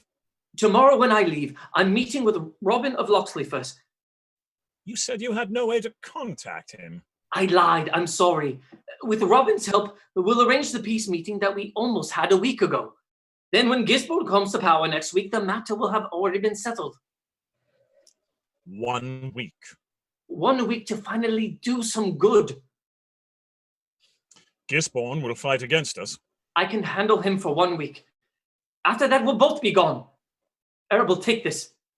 Burn it. Baron, important people are depending on you. William kisses Arable and de Lacy smiles. William and Arable leave, and the two guards lock the door from the inside with a wooden bar. They step closer to de Lacy and remove their hoods. They are Scarlet and Elena. Baron Roger de Lacy. The Sheriff of Nottingham. Who the hell are you? You wouldn't know if we told you. That was an interesting thing you just said. About being to blame for everything that's happened lately. I don't know what you think you know, but this is not what we know is that a child was murdered by your actions today. What? And I promised that the man responsible would pay with his life. Who was killed? I don't know what you're talking about. You can lie to us all you want. You're going to pay all the same. Wait. Just wait and listen to me. If you kill me, there's going to be another sheriff. Then we'll kill him too. The boy moved quickly. He was too close, and then Roger's vision went white. He smashed the palm of his hand at the boy, who reeled backwards. What the hell is wrong with him? Roger wanted to scream, but his throat was tight and his clothes were drenched with sweat. The boy took a step back, and the knife in his hand was dark. He had been too close. Did he hurt himself? But no. Roger's clothes were sopping, and he looked down and saw the blood soaking his robes by his own stomach, dripping on the floor between his feet. No, he thought, he needed this week. A wound like this, he could be bedridden for a month. He didn't have that time. He had too many things to do. The girl must have been behind him. He felt her blade slip between his ribs. His arms went numb. They went cold. My God, they were so cold, and he was on the table. His limbs smashed its contents across the room. He had to leave. He had to get over the table and to the door. No, he had to talk to them. They had to understand. This wasn't an option. It simply wasn't. His fingers weren't working. He was staring at them, but they wouldn't move. With his elbow, he shoved himself upright, stumbling back into the wall. He couldn't believe how cold he was. It came from within him, like nothing he'd ever felt before. The boy was breathing heavily. The girl had to hold her knife with both hands. These two weren't killers. They were only playing at it. Children. Elena and Scarlet both move in and stab de Lacy again. Eventually, they lower his body to the ground, exchange a look with each other, and put their hoods back on. Scene 11, Locksley Castle. Robin is seated amongst the ruins of Locksley Castle. He has his bags packed nearby. We hear footsteps approaching, but he does not react. We see William climbing over some rubble to join him. Robin, Thank God you're here. Hello, William. What a week we've had, eh? Please tell me you had nothing to do with this. Excuse me? With what happened yesterday. You were supposed to be making things better. How did you let this happen? Let what happen? I left them yesterday morning. They wouldn't accept my help. Robin, they assassinated the sheriff. What? Good God! I can't leave now. You'll have to go back to King Richard alone and inform him of what's happening here. Unbelievable. Do you remember how to get to that campsite? That would save us some time. Yes, of course. I could draw it out for you. Do you know who did it? That fiery little one that attacked us? Will Scarlet. Yes, and his girl. Elena, are you sure? Absolutely. We captured them trying to escape. They'll be hanged at the Lacey's funeral. Why on earth would they do such a thing? Those idiots! They claimed it was revenge. There was an incident in Burnsdale. A child was killed. They killed a child, too? No, one of theirs. Oh, God. Much. I never should have left them. I'm sure you did what you could. But it's out of your hands now. If I had stayed, this would not have happened. They don't know what they're doing. It's too late now. We'll round them up. Just let me know where I can find them. What's going to happen to them? Don't think about that. They've made their choices. Is there no possibility of keeping the peace? They assassinated the sheriff. The new sheriff will not be able to turn a blind eye to their actions the way the Lacey did. No. They'll be hunted down, imprisoned, hanged. Who's the new sheriff? I am. William, no! Roger de Lacey was leaving anyways. He had written up papers to have me appointed. If your boys hadn't killed him, there may have been a peace. As it is, I'll have to play this through. Play this through? By hunting down women and children? Thieves and murderers! Who are fighting for their own survival! By killing the sheriff? They're good people, William. This goes back a year ago to when the sheriff raised taxes. This goes back a year ago when your father incited a rebellion. What did they tell you about him? Your father started this war. And for what? It's easy to fight for something you believe in. He chose to fight for something that other people believed in because he knew they couldn't fight for themselves. You are marching straight back to King Richard. I'm not. I'm going to see this through as well. I can still effect a peace. Peace is not possible until your outlaws are gone. And if you choose to join them, I will not be able to protect you. What's the price of your peace, William? Will you kill me for it? Would you make me? Give me more time. I can't. Your charge is to return to King Richard. I disagree. Are you leaving your post? Are you deserting your king? Are you? Out of respect, I will let you go. But if I ever see you again... Don't be silly, William. You won't see me coming. King William, Sheriff of Nottingham. King Robin. Robin Hood.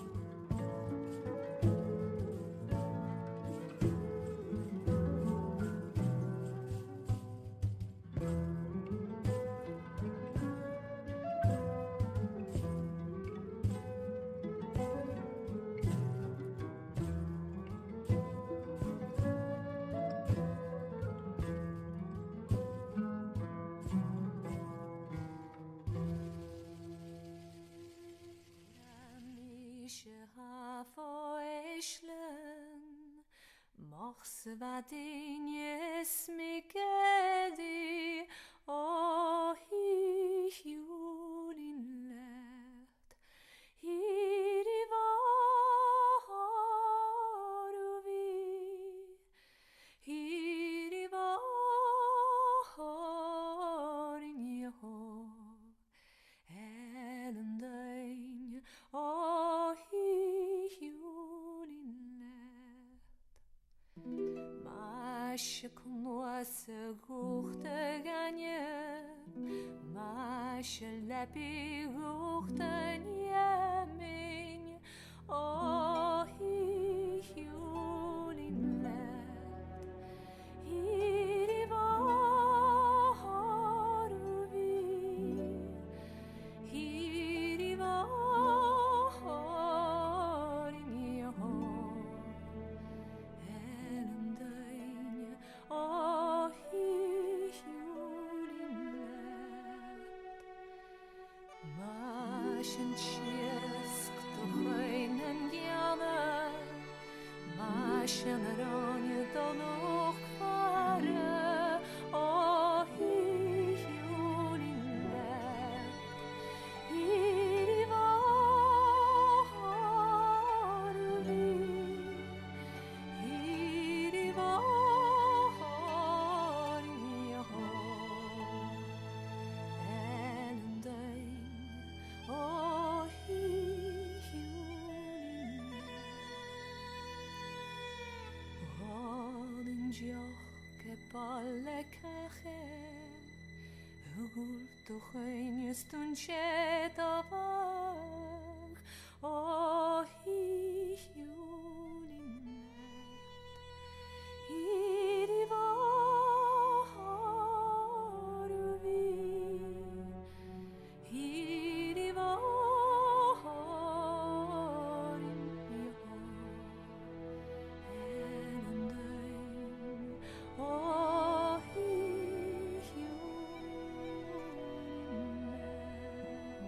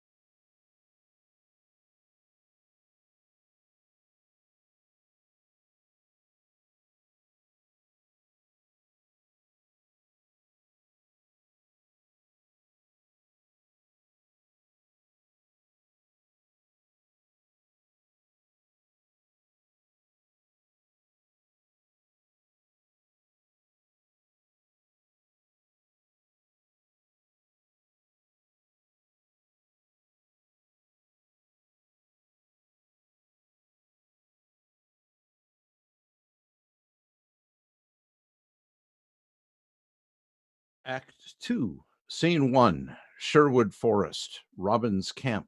Tuck and little sit as Tuck plucks away at a song. Now is the knight gone on his way, the game he thought full good. When he looked out on Burnsdale, he walked on Robin Hood. And when he thought on Burnsdale, on Scarlet, George, and John, he blessed them for the best company that he had ever come. Take thy bow in hand, my son Robin, late much shall be with thee, and so shall William Scarlet, let no man die for me. Why are you singing about Robin still? The people like him. He's departed. They don't know that. You should sing about much. There's some generosity. I think, and that his parents weren't alive to see this happen. Did you know his parents? I did not. Nor I. I think the only person who did was Much, which means they're gone now too. So yes, I'll be singing a song about Much so that people don't forget. Hello, boys. You'll never guess who I found. The devil knows his name. Robin. Get Marion. Aye. I heard about Burnsdale. You'd be headstrong heading off, then. You're probably right, but with your position, I'd like to stay and help. There'll be a bounty on your head. We're stuck in this. You've an opportunity to see yourself right with the king. Given the company, I'd rather be an outlaw than a king. There it is, then. Welcome back, Robin. John, so catch me up. After Bairnsdale, we went our difference to avoid capture. Scarlet and Elena never made it. We assumed that Ginsborn picked them up until we heard about the sheriff's death. That's got Scarlet all over it. It was them, I've confirmed it. Are they alive? They're being held. They'll be publicly executed at DeLacy's funeral. We need a plan. A plan? The plan is we hide and hope for the best. With respect, that's not an option. Oh, this is going to be good. The new sheriff, William of Wendenall, he's coming for us. We figured on that. He's new to politics. It will take him time to get his feet, so we have to strike quickly. I thought you were in favor of doing nothing. Things have changed. We're at war now, and that's my specialty. We're a little short on men. A lot of village folk have offered to join and lend a hand, but there's no telling if we'd be inviting spies. I can help with that, but the first thing we're going to do is get Scarlet and Elena back. Back? They're locked up in Nottingham Castle. Castle Rock is impenetrable. They did it. They got inside and killed the sheriff, didn't they? The castle was empty. All the guards were out on raids. We don't know where they'll be. We know where they'll be during the hanging. Robin! Marion! Oddly, he wasn't that happy to see me. I'll hug you if you want. I prefer my ribs unbroken, thank you. I knew you'd come back. Did you? You may be more like your father than you think. How are you? I'm fine, but we have a lot of work to do. We're fine too. Thanks for asking. Do me a favor, John, and round up whoever you can. No point in wasting time. As Alan leaves, he hands Robin his hood back, meaningfully. I have help him. Tuck awkwardly finds a reason to leave and exits, leaving Robin and Marion alone. This is my fault, Marion. I shouldn't have left before, and I didn't mean the things that I said. Yes, you did. But that's fine. You figured out you were wrong. Too late. Never too late to do what's right. I wasn't sure I'd be welcome back. Tragedy has a way of washing the past clean. I really am sorry for leaving. As you said. Not just now, but all those years ago. Robin. What you've done here, how you've helped these people and fought with my father, it's really quite remarkable. Remarkable? Is it able to be remarked upon? It's amazing. I want to help in any way that I can. Well, I'm glad you're back. I'm not going anywhere this time. They kiss. Let's go. I want to hear your ideas before I leave. Where are we going? Back to my state. Don't worry, only for a little while. Will that be safe? The sheriff knows that you're involved. As I said, he can't touch me. And besides, right now there are a lot of things I can do to help from there. Here, I'm just another mouth to feed. You should take someone for protection. A bodyguard? I'll do it myself. Stop it. You're needed here. You can guard me while I'm still here, if you like. Gladly, milady. Another kiss as the lights fall. Scene 2, Nottingham Castle, prison cell. A prison cell in Nottingham Castle. Elena is curled up on the ground. A door opens and slams shut, and William enters the room with her, along with some water and a piece of bread. Good morning, Elena. Did you die this morning? No. Then not good enough. What do you think would happen if I died? Would the next sheriff stop all the taxes and give money out to everyone for free? This is a nice castle. It must have nice beds. It does. Is that why you killed Baron de Lacy? For his bed? We didn't start this war. War now. Girl, don't pretend you know a thing about war. This is a holiday. What a luxury when paying taxes is your greatest concern. I've spent my time at the brink of humanity, where civilizations end. And I can promise you that 1 or 2 more dead bodies solves nothing. Then let us go. Someone will hang for the murder of Roger de Lacy. But it doesn't have to be you, Elena. Nobody of importance knows there were 2 murderers. Will Scarlet will hang, but a woman on the rope is a hard sight. Perhaps you're willing to bargain. Willing to bargain? The man you hate, the man who killed that boy. His name is Lord Guy of Gisborne. He has the desire and the ability to take the role of sheriff from me. He will storm into the Sherwood, he will hunt your friends and kill them like dogs, and he will parade their corpses through the town. Our rich friends will hail him as succeeding while Roger de Lacy and I both failed. His family is influential, mine is not. This is inevitable, which means that my only option is to beat him to it. You want me to help you kill my friends? They'll stand trial. The women and children will be left alone. Gisborne will not be so kind. Will's life is the only thing I'm willing to bargain for. I can't do that. The Baron's assassin will be publicly executed. They don't have to know you released us. Forge an escape. And I'm seen as incompetent. Then your incompetence is the price of peace. You're asking me to sacrifice my friends, and you're unwilling to sacrifice your reputation. Confidence in leadership is critical to creating the peace. A life is meaningless. I wouldn't expect you to understand. So you would sacrifice your friend or your lover for this peace? If I had no other choice. Then I pity you. I too want peace, but I want peace for my friends and for my lover. Without them, there's no reason to fight for it. I wouldn't expect you to understand. If I catch your friends without your help, I will hang all of them. I killed the sheriff alone. Will is an innocent man. Hang me and let him go.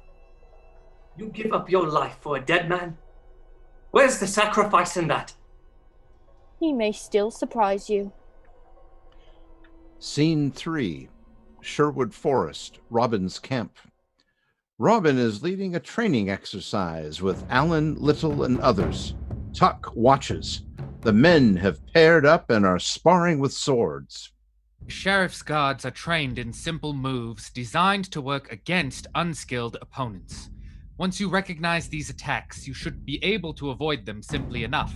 For instance, they may come at you with broad sweep. They'll follow that with a lunge. You see, you've left yourself vulnerable. Even if you block the sweep, your weapon will be knocked aside. But if you know this is coming, you can close the distance quickly. Come at me. Just follow the direction that they are swinging and move into it. They won't get a chance to prepare another attack, and you'll be close enough for a kill. Don't linger. Strike and move on. What if they're not dead yet? Remember, these men aren't so different than you. They have lives, families. I guarantee that if you injure them or prove you're the better fighter, they will run. Don't linger. I swear, if they hang Scarlet or Elena, I'll kill them myself. That was Elena's promise, and I stick to it. Whoever's responsible for one of our deaths has got it coming back. For once, I agree with you. Just remember, if it comes to battle, everyone you kill might be a Scarlet, or an Elena, or a Much to someone else. Only take a life if you absolutely must. There are plenty of ways to subdue an enemy without killing them. That's where this weapon right here comes in. What? Your ugly face? Gonna scare them off? I'll scare you off. Now let's move back to archery again. Oh, we just did archery. On the double. Best get used to running, John. Oh, best get used to disappointment, Robin. What about you, Friar? We need every sword arm we can get. Stealing supplies is one thing. Murder's another. There's no making that right in the eye of the Lord. Really?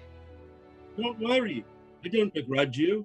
But I've chosen a path that abhors violence. These are extraordinary circumstances.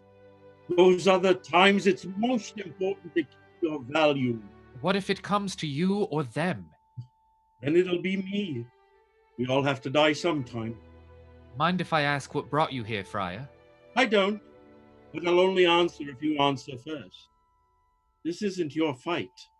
I don't think I have a fight. I followed King Richard for almost 2 years, but the crusade isn't my fight.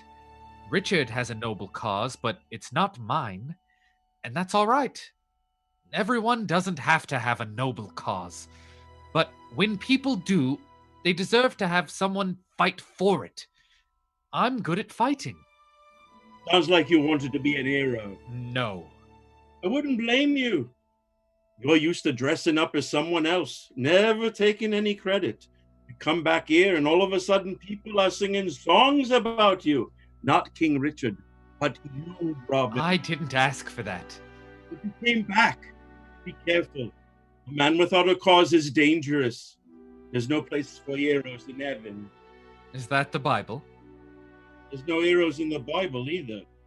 People just doing what they could, even in extraordinary circumstances. All right then. Why are you here? Beer? Excuse me? John Little stole a ransom worth of beer from my village. I asked him where he was going and whether or not he needed a friar. He accepted. I'm no hero either. Heroes die gloriously, but drunkards always survive. I'm glad I came back, Friar. You sure it didn't have anything to do with Marion? Maybe a little to do with Marion. Oh, pity that, huh? Oh, that she is. Wait, what did you say? I said pity. I thought you said pretty. Why pity? You haven't heard. Haven't heard what? She went back home. I knew that a few days ago. Once they knew where she was, the sheriff's men came for her. They didn't. Robin, it's not what you think. Tell me. Scene 4, Nottingham Castle, Sheriff's Office. William is at the desk and the door opens. William stops what he's doing, clearly dreading the conversation to come. Arable enters the room. It's true, isn't it? I heard about it in the kitchen and I laughed. It was so ridiculous an idea that I laughed out loud. I came here to tell you about it so you could laugh too, but it's not a joke, is it? It's not. You're getting married. Yes. What did I do? This has nothing to do with you. How can you say that? This is strictly for political reasons. Where is any of this coming from? Lady Marion is cousin to King Richard. Don't you even say her name to me. Her family is above reproach. I'm sorry my family isn't wealthy. I didn't realize that's all you cared about. Arabelle, I love you. You don't understand. My position here is resting on a knife's edge. Lord Gisborne would have thrown me at the first opportunity. You're the sheriff now. You clearly get to do what you want. But de Lacy never appointed me sheriff. I falsified those documents. We're the only ones who know that. Gisborne suspects it. He's going to make some bold moves and soon. And all of this will be for nothing. Do you want to see him in power? Of course not.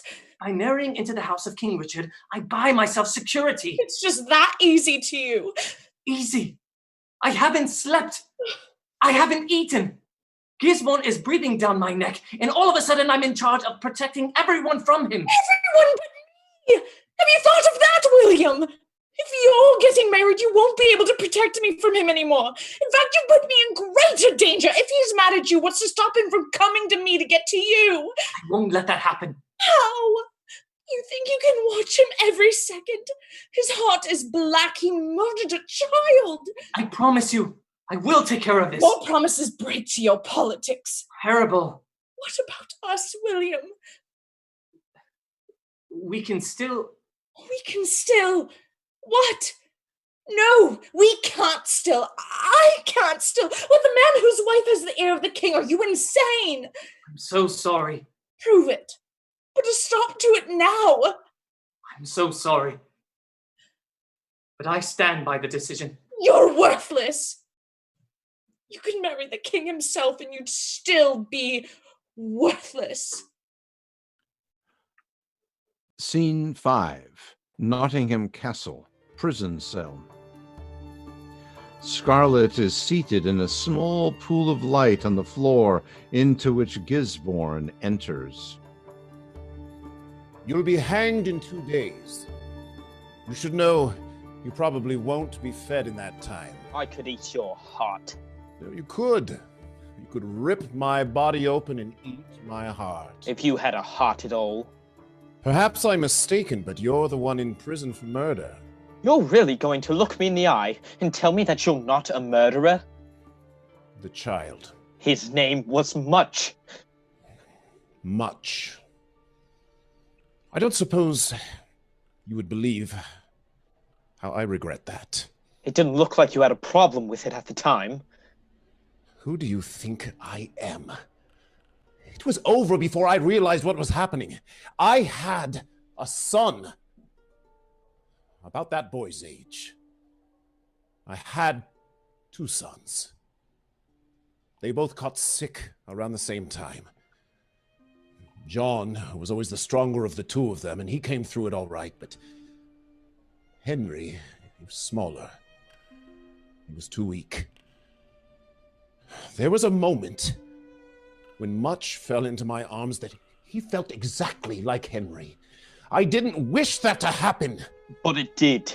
I don't pretend otherwise, but I didn't put the boy in danger. I didn't bring a boy to a fight. Don't! I didn't murder him in cold blood. I didn't sneak into the boy's room and stab him to death, defenseless. Much was innocent. The sheriff was not.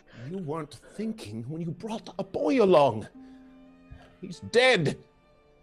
Next, you brought your girl along here. She'll be dead soon. I suggest you start thinking about your actions rather than just doing them. What do you mean? You've started a war, boy. In the name of revenge, you've killed all of your friends. And what's worse is, you didn't even get the credit for it. What credit? The people think the sheriff was killed by Robin Hood. What? They're rallying to his cause in droves. Are you kidding? He's gone. He left. He's the one that got us into this situation. I just tried to fix what he messed up. That coward walked out on us. He's the problem. You see that, don't you? The people won't listen to reason anymore. They think Robin Hood will save them from their troubles. He'll lead them to a bloodbath. But if he were gone, things could return to normal. I can arrange for you and Elena to get out of here, back to Sherwood, safely. In exchange for your lives, I want Robin's. If I kill Robin, they'd kill me. They don't have to know you did it. I can give you a poison. My apprentice has it. He's waiting outside. You mix it in a drink. No one will know it's you. All it takes is a small amount. You would set us both free? What if I didn't go through with it? No offense, but you're a small piece on a very big board. If you don't do it, I get to kill all of your friends, which, frankly, I was looking forward to. It's quite uncharacteristic of me to try to help you out like this. Then why help me? How do you think it is that you got into the sheriff's office with no one stopping you? You knew we were coming. Of course I did. We've already been helping each other, whether you knew it or not. The escape. How would it work? Scene 6, Sherwood Forest, Robin's camp. Nighttime, and the mist hangs heavily on the outskirts of the camp. Robin is seated, sharpening his sword. Alan joins him, carrying 2 cups. Robin, Alan? I brought one for you. Oh, no, thank you. I won't sleep well. 2 for me, then. You'd best get some sleep for tomorrow. They'll be expecting us? They'd be foolish not to. A public funeral, a public hanging, they're practically inviting us inside. Do you think it's a trap? I'll bet I could cut both their nooses off the gallows with a single arrow. I can't promise we'll get him back. I know, but at least we'll die trying. You mean that? No. I don't want to die. I don't know what the hell he was thinking. First of all, he shouldn't have taken Elena with him. He should have taken me. Second of all, I would have told him not to go in the first place. I don't know how he let himself get so carried away. We never got into any real trouble before. There was a scare or 2, but nobody ever got killed. That's for certain. Sorry. Excepting your father. I tell you that I knew him? Terrible thing what happened. I had been pulling grain for him for about a year beforehand. He was nice, but he had a strong head about the king this and the government that. They said he took his boy away. If I were him, I would have just paid the taxes. Well, he believed in something, and he got dead. Will Scarlet? I suppose he believes in something, and he's about to get dead. Elena, too. And Little John? They're all fighting for the land, or for the people, or something. And you know why I'm here? It's fun. The stealing and the fighting. And you know how exciting pulling grain is? There's no fun in it. And there's no coin in it. This is fun. And at least it was until people started dying. You know why Friar Tuck is here? Beer. Is that what he told you? Beer. He wanted to be where the beer was. Tuck's a humble man. Nobody does this for beer. Nobody does this for fun, either. Well, let's get Elena back. Hello, boys. Oh, son of a... We were just talking about you. I found them. They're over here. What are you doing here? We were supposed to rescue you. We escaped. You escaped? Were you followed? No. Hello, Robin. I'll get the others. You don't know what you've put us through. You think I was just going to let them hang me? Go on, I could take care of myself. Where's Elena? She should be right behind. We had a hard time finding you. Well, we've been moving camps and leaving fake trails. Keep the sheriff looking. Well, it almost tricked me, so it will certainly trick them. You gave us a scare. I thought I was going to have to watch you die tomorrow. What was the plan? You'll sneak into the funeral and start killing people? Maybe. Let me guess. Robin's plan? Huh? Looks like I came back just in time. What would you do without me? Robin returns. With him is Little and Tuck. He embraces Scarlet. Well, aren't you a sight? Welcome back, Will. Ah, it's good to see you both. I believe this calls for celebration.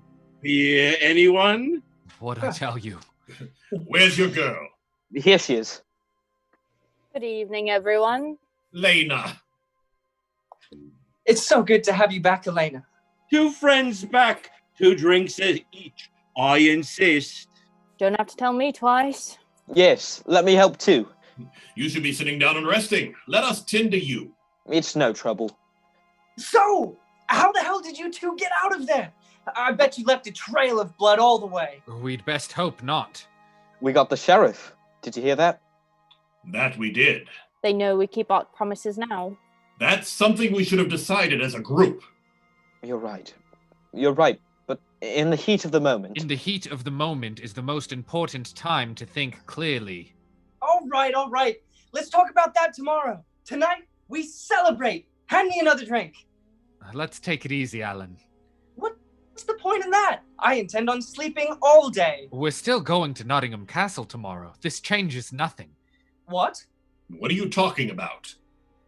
Scarlett and Elena are back. And that's great, but Wendenall is not going to admit that they escaped in the middle of the night. He's still going to hang someone for the murder of the sheriff. We can't let him have that victory. Forget it. Who's he going to kill? Some old prisoner he's been keeping around for years? He'll declare it a victory against us. Against us? Or against Robin Hood? What's more, we're still down one person. I intend on rescuing Lady Marion tomorrow as well. Robin? Since when was that part of the plan? Lady Marion's not a prisoner. Why didn't you tell us? What's happened to Marion? She has been taken against her will to the castle to be married to Wendenall. We're not going to let that happen. Robin, she can handle herself. She's not going to marry him! You'll never get to her. Every guard in Nottinghamshire will be there tomorrow. We'd be massacred. You escaped. You know the way in and out. We had help. Who? We were hoping to tell you first. It's all right, you can come now. Don't be angry now. You brought him here? No, we brought her here. Elena has walked to the edge of the light and summoned someone. An Arable enters from the woods. You'll be wanting to step over here, Lena. What's wrong? You led an outsider directly to our camp? There's nothing to worry about. She's the one who set us free. My apologies, gentlemen. I understand your caution. My name is Arabelle de Burle, and I beg for your hospitality. Hospitality? I didn't know what else to do. I don't think I'm safe in the castle anymore. I thought maybe if I helped your friends, you'd be able to help me. She means well. She risked a lot. She risks less than you do, Will. She knows where our camps is now. She's not going to tell anyone. They're not going to ask her nicely. She's not going back. She wants to stay with us. She can't stay here. She has to stay here. You just said why. We can't turn her away with what she knows, but without a guarantee where her loyalties lie, she can't roam around freely either. What are you going to do? Lock her up? Someone within the enemy's walls offers to set you free. All you have to do is show them where your secret camp is, and you don't suspect a thing about it. What the hell were you thinking? Let's hear her out, at least. Thank you. Terrible. You are either greatly brave to be here, or equally foolish. Your timing is very dangerous. You need to give us a reason to trust you. I brought 2 of your friends here that were to be hanged. Does that count for nothing? Not if you bring 30 guards here tomorrow. Tell them about Gisborne. Lord Gisborne, he came to my chambers. He was furious and he threatened me. He said that if I disobeyed him, that it would be the last night I'd ever see. I was so frightened. Why didn't you tell the sheriff? William, he won't protect me. He doesn't even care about me. He probably never even did. Probably happier with me gone anyways. So what did you do? I wanted to run, but I didn't know where. And Gisborne started talking about your friends. I think that's what had him so agitated. I thought I could get back at him and William and buy myself some new friends, people who could protect me. And nobody stopped you. They had no reason to. Give us a moment. They gather away from Arable, Scarlett, and Elena to confer. They drink as they speak. She seems genuinely scared. That's what troubles me. She made this decision rashly, emotionally. In a day or two, when she's no longer afraid, she'll realize how much she's giving up. That doesn't mean she'll betray us. She betrayed her entire life because she was afraid. The next time Gisborne threatens her, you think she won't tell him about us? Listen, maybe we're looking at this the wrong way. We're only looking at this the worst case scenario. Meaning? Robin refills Alan's cup from his own untouched drink. You see her as a possible spy against us. What if she were a spy for us? If she wants to help us, I say let her. She knows the inner workings of the castle, of the sheriff. She can get us access to Gisborne. Who knows what else? That's true. She's got value. I doubt she'd be strong enough to work as a spy. Then what are we arguing for? Just look at her. She's terrified. She needs help. Isn't that what we're supposed to be doing here? It's a big risk. What's the point of this if we don't take any risks? We keep a close eye on her. I don't like it. Fine! Then we're going to have to kill her! What? That's not... We are going to have to kill her, right? There's no other way. If she's a spy, we have to kill her. And we don't know if she's not a spy. So we have to treat her like one. That's enough, Alan. Please, nobody even knows I'm gone. I won't tell anyone.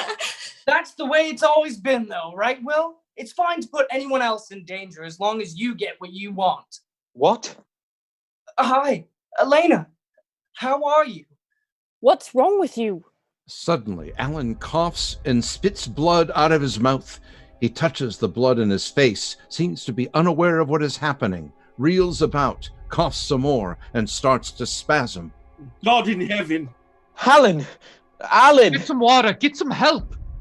I'll get some salts. What in the hell just happened? Was that blood? Is he sick? Alan, what's wrong with you? What was he doing? We were just talking, then he started screaming. You're right. Watch her. Alan! Alan! Oh, God. What is it? No, no. What is it? He's not breathing. He's dead. On your knees. What did you do to him? I did nothing, I swear. We tried to help you, and you came here to kill us? I didn't do it. Please believe me. We trusted you. What did she do? She poisoned him. Poison? It's in the drink. From my drink. He drank from my cup. She was trying to kill me. I don't know what happened to him. We were going to help you. You brought an assassin into our camp. This is on your head. Don't you dare. I say we kill her. Kill her right now. We swear that whoever is responsible for killing one of our own will pay in kind. I want her dead before he's cold. Listen to me. I was standing there the whole time. I couldn't have done anything. She was out of sight for a while when we showed up. She must have snuck around and poisoned the bear then. Wait. If she poisoned the beer, we'd all be dead. Only Robin's cup had poison and she was never near it. That's right, she wasn't. When you showed up, you said hello to me as if you expected me to be here. But the last thing you knew, I left to go back to the war. Why weren't you surprised to see me, Will? Lord Gisborne came to me myself. He told me that you had returned. He offered my freedom, mine and Elena's, if I came here and poisoned you. But I told him no, Robin. I told him no. I told him yes. Lena. I didn't mean to kill Alan. You meant to kill me. I didn't even think. I saw the cups, I just did it. Why? Because he was right, Will. Gisborne was right. He was right that Robin is to blame for all of this. He's brought all this pain upon us, but they sing songs about him. They should be singing songs about Will Scarlet. You're listening to the man who killed Much? I didn't bring any pain to you. You got yourselves in enough trouble, which is why I showed up, not the other way round. We wouldn't have been at Locksley Castle if not for you, so we wouldn't have been involved in the fight that got us here. Elena, don't you see that he was trying to use us? You've done exactly what he wanted. I wasn't going to let you die. I do not accept Alan's life as a trade for my own. I didn't mean to kill him. I don't accept Robin's life either. We made our decision. I was willing to die for it. You deserve better. You should be thinking, not this stranger. So you think he should die? That would be the leadership you prefer? You're better than him. You've been whispering that in my ear ever since he showed up. He didn't get to see Elena. You did. While Robin was trying to teach Much to defend himself, you taught him to sneak up from behind. Which wasn't killed. You were the one that wanted to use him in the raid in Burnstell. You attacked Gisborne at Locksley Castle. It was even your idea to kill Sheriff de Lacy. And now you've killed my best friend? What exactly about my life have you not ruined? You were going to kill me. You were going to kill me to hide your secret. I risked everything to help you. No, I know. You swore an oath, Elena. You swore that we should pay in kind anyone who does us harm. And you've got quite the head count. Wait, John. What are we supposed to do with you, girl? You say you're sorry, we all go about our business? You're working with the enemy. We were thinking about killing that girl just for suspecting that. John, you can't mean this. You betrayed us. You killed Alan! Oh, go away. You'll never see me again. Gisburn will find you. He can't let you live either. He arranged for your escape. He didn't arrange it. How did you get the keys to the cells? He left them behind. He positioned you into this. He used you to bring Elena to us. You know me. You know I'm on your side. I made a mistake. I know you did, girl. A big mistake. It's me, John, not a stranger. Doesn't that count for anything? I promise to make it quick. Let me take my chances, please. Just don't do this. Oh, I have an idea. Let's have Alan decide. I'm sorry. I'm sorry. Turn your head, Will. You shouldn't see this. No, please. We can't do this. It's Lena. Let her go. Let her run. Will. I'll go with her. I'll leave too. It's my fault. I brought her here. Will, my love. My love? You don't get to call me that. Well, everything that I did. Stop talking! Will! They'll catch her. They'll torture her. You won't be able to live with yourself. Better if we do it. There's a pity there.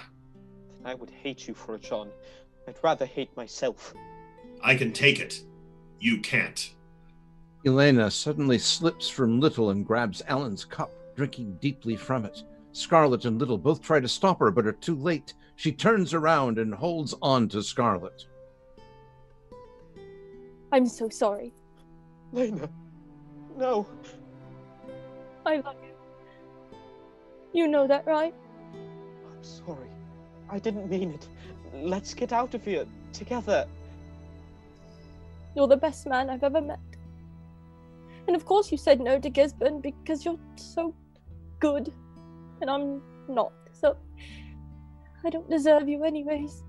Let's go. Let's go right now. You deserve the best. Because you're strong. And you're smart. You did the right thing when nobody else would. But it wasn't the right thing to do. I tried to do the right thing, Will. I know.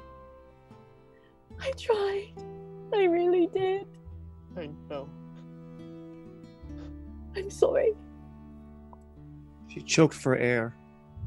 Every now and then came a little whimper between her fits, the scratching of her feet and hands clattering through the dirt, and the gentle pattering pecks of Will kissing her as she convulsed. His own breathing was fast and heavy, but he made no other noise except to say, "I know," again and again, until they weren't even words at all. Eventually, the unbearable sounds of her struggling body faded bit by bit and was replaced with a telling quiet that was so very much worse. After she was still, and sometime even later after that, Will screamed. It sent a chill down John's spine, a wretched, naked noise he would never forget. Will let it out now, all of it, part of himself too. The others stood unmoving, gravestones in the mist. When Will had no more to cry, they stood in silence still. As the fog grew barely thinner, just enough to reveal a few of the figures in the trees, still they stood. It didn't really matter when the first of the intruders stepped forward. You're certainly making it easier on me by killing yourselves off. Son of a bitch! You led them right to us! You followed me. You planned this. How did you know I would do it? I didn't. I didn't think she would actually try to kill Robin either. Today must be my lucky day. You're a monster! There are two different stories I could tell when we return. The first is of a handmaiden who betrayed her country. The second is of my future wife, who avenged the late sheriff. I can't. Oh, fancy yourself a conversationalist now. You're pretty, dear. Let's leave it at that. So go on then. Am I to treat you as one of them? Or are you going to come home with me? Never! Never. Yes, that's what I thought. All right then, let's take all of them into custody. You see, Ferrers, it's good to offer mercy. Come and get us. Stay down and cover your face. Now's as good as time as any. Ooh, I have an excellent idea. Let's not do this again. Last time I think you started shooting my men from the tree, and all of you escaped. That's fine. That's an option. I was thinking of another. You obviously outnumber me. Looks like you have housing for almost 200 across the way, yes? So no, I'd rather not fight. Let's have you come along willingly, and we'll save ourselves the trouble. Why would we do that? Generosity? No? All right, then this, maybe. This is a signed edict from Lord William Wendenall, the Sheriff of Nottingham. That's his signature right there, if you're doubtful. That demands the complete razing of Sherwood Forest. What? You couldn't. Every last tree burnt to the ground. If either of you do not come willingly, or if I do not report back by the morning. This isn't the only copy, obviously. Fire brigades will leave the castle on first light and start fires on all sides of Sherwood. The smoke will make an excellent backdrop for Baron de Lacy's funeral. You will burn in hell for this. You're still going to hang tomorrow, by the way. Oh, and I never had any sons. You can't burn down an entire forest. There are women and children here. You wouldn't just murder them. I've burned down one Locksley before. I'm slightly hoping you'll fight back so I can burn down another. Don't, Robin. It's exactly what he wants. What I want? What I want is for you to obey the law! You do remember that you are the criminals, right? You're stealing from the king. You assassinated a public official. You're inciting a rebellion while we're at war. What I want is for you to all grow up. And if you refuse, then yes, I want to kill you.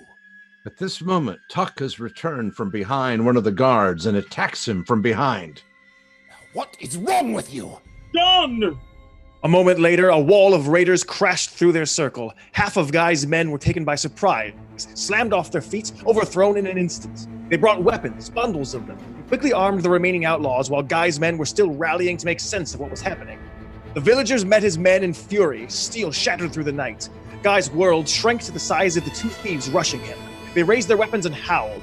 Guy cracked his sword down upon the first one's blade, up high by the guard in hopes it would break. Then he pivoted to twist counterclockwise, dragging his longsword behind him and ending with a reckless slash through the man's jaw, slinging purple pulp in its path.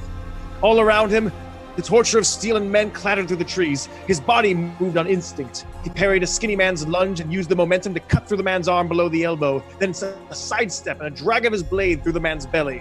A shape that could only be John Little was grappling with an unknowable guardsman. Little's staff was around the man's back, held with both hands, trapping the guardsman between the wood and Little's chest. Little screamed, pulling the staff towards him, and the man's back broke, limply sloughing off away into nothing.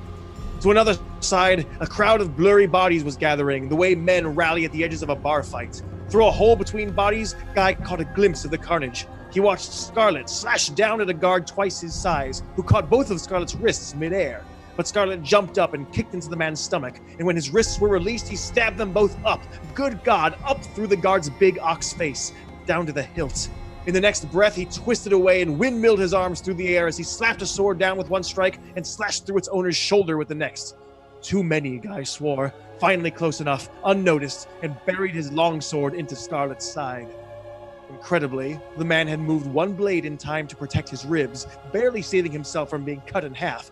But as Scarlet collapsed, another shape interceded between them, saying something lost to the din. Though Guy could not recognize the words, he was far too familiar with their author. The traitor Robin of Locksley's face was bloodied. They did not speak, but they did not need to. Whatever raiders were still alive stood back as if to recognize the necessity of this duel. They began properly, a slow circle, watching each other's footwork, shifting their blades between stances. Their blades dipped in unison, sweeping in the same lines, returning and rejoining. They only barely even made contact, the two swords but kissing as they breathed through the air. At the perfect rare chance, Guy backhanded Robin across the face and came swinging down into him again, and Robin dropped to his knees to block. The strength of the blow was massive, and Robin's sword smashed down and out of his hands. It was impossibly over. Is this what you wanted? Don't act as if you care. You mean to burn down the forest. You mean to burn down the country. Stay on your knees. No argument there. You're not the sort of man I'd ever stand up for. I don't need your respect. Everyone else will stand for the man who stopped Robin Hood. In retrospect, he should have heard her approach. Guy felt mail break in his lower back, barely punctured. A single shard of metal link stabbed the flesh in his already bruised ribs. The pain was no worse than the rest of his body, but it jolted Guy forward. Robin rose and plucked the long sword from his hands in that one moment of disadvantage. No amount of skill or valor or decency mattered in the instant of her craven attack from behind. Arable was just fucking lucky. That's a coward that does that. Their positions had quickly reversed. Guy now kneeled before Robin, who clutched Guy's sword in both hands, one on each knee as he buckled over to catch his breath.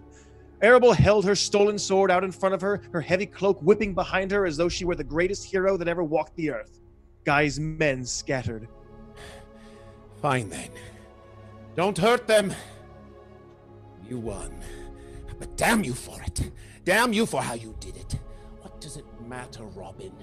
You can't kill me. If you kill me, the forest burns tomorrow. So what then? We go our separate ways for now? Just to do this again later? And again and again? How many more of my men have to die? How many more of yours will you sacrifice before I inevitably catch you? Just come with me, Robin. If you don't, we'll keep on as we have. As animals, butting our heads. We fought at Locksley Castle, we fought at Burnsdale, we fought here. We'll fight at De Lacy's funeral. We'll fight at Lady Marion's wedding. All for nothing.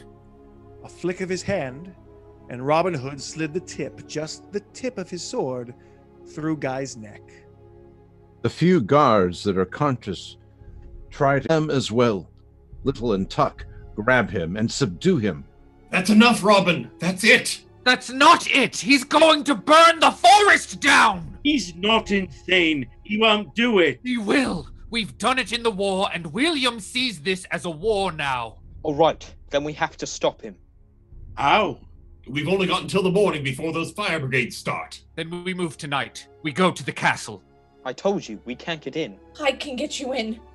I said no one knows I'm missing yet. You said that before. Right, nobody alive knows I'm missing. There's a servant's entrance. The watchman there is sympathetic. He'll get us in. Are you sure you want to do this? Simply running away is one thing. Getting revenge is another. I understand. I'll get you inside, but I won't go with you. William is dangerous and out of control, but I couldn't bear to see him hurt. Hopefully it won't come to that. I have a feeling it will.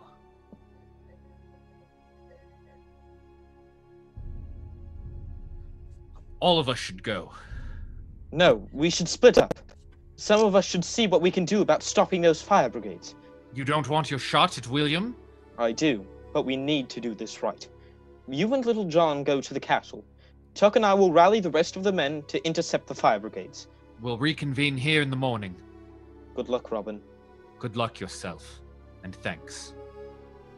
Robin, Little, and Arable head off into the woods.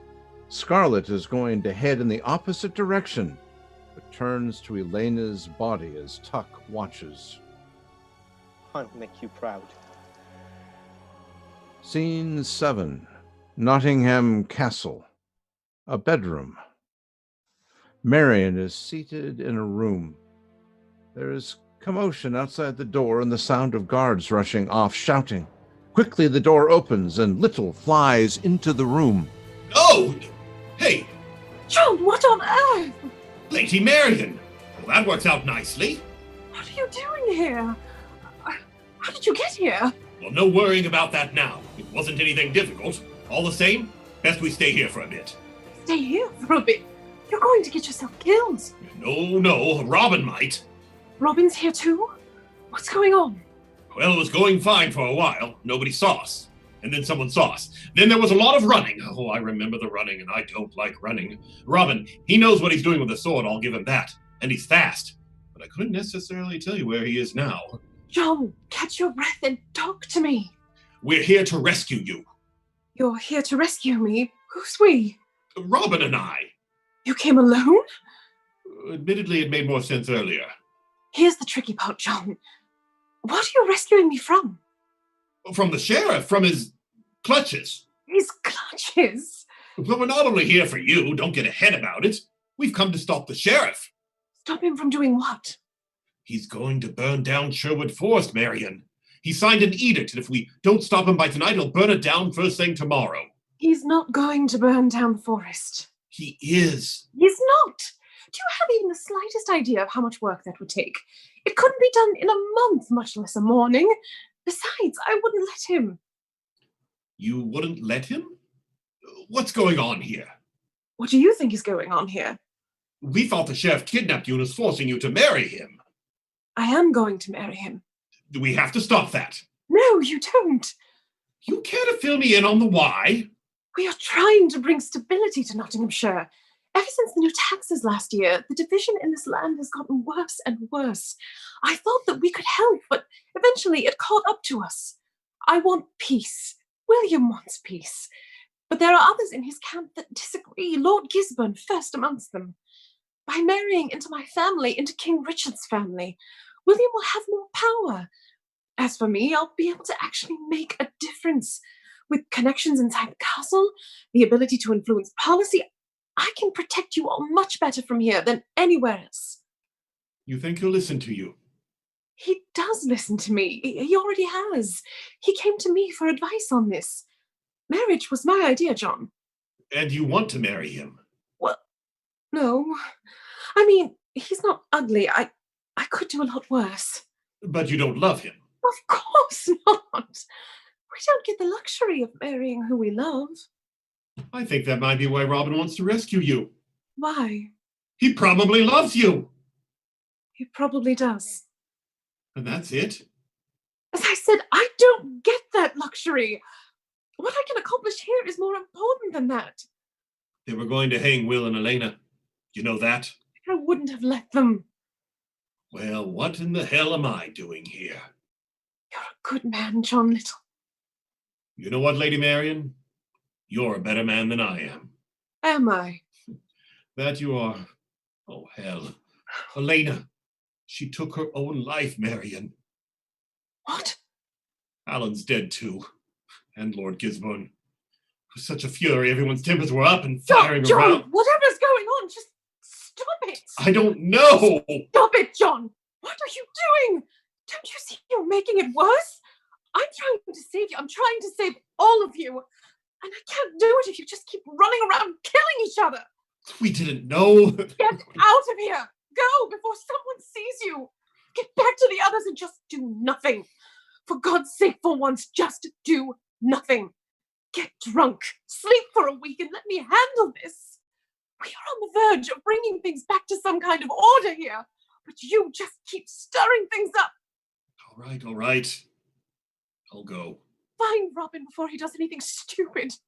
Marion, we were only trying to do right by our own. I know, John. We all are. Don't tell Robin about this. He won't leave without you. Tell him I'm already gone.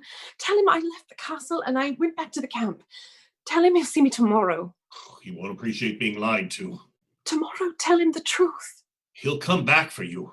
Tell him I love William. He won't believe it. Tell him I love him then. I don't care what you tell him. Just don't let him come back here. You too. I'll send a messenger if we need to talk, but don't expect to see me again. Go! Milady. Scene 8. Nottingham Castle, Sheriff's Office. William is seated at his table, working on something. Similar to the previous scene, there is noise outside of the door, guards running about, and some swordplay. William does not seem to care much about it. There is a moment of silence. Then Robin bursts triumphantly through the door, which splinters at its hinges. How'd I know you'd be hiding in here? Hello, Robin. It's time to pay for what you've done! Will you sit down, please? Oh, no men to hide behind, eh? You look exhausted. Let me get you something to drink. You're not going anywhere. Robin puts his sword to William's chest. William barely slows, brushing it away. What are you doing, Robin? Lord Widdenell, the outlaws are... Here. Yes, they're right here. Look. Would you get us some drinks, please? Get you what? Some drinks. For Christ's sake, is anyone capable of talking to each other? The time for talking is over! Ah, that was very dramatic. Thank you, Robin. Are you bleeding? He'll do more than that. Get out of here! Get us some drinks and some gauze. Tell everyone to settle down! Settle down? They snuck through the servants' gate. There's another. Perez, please! Sorry about that. You could have told me you were coming. Would you put that away? This room is tiny. What are you... You're a traitor to the king, William. What? Who have you been talking to? Have a seat. I've been talking to your dog, Lord Gisborne. He brought me this.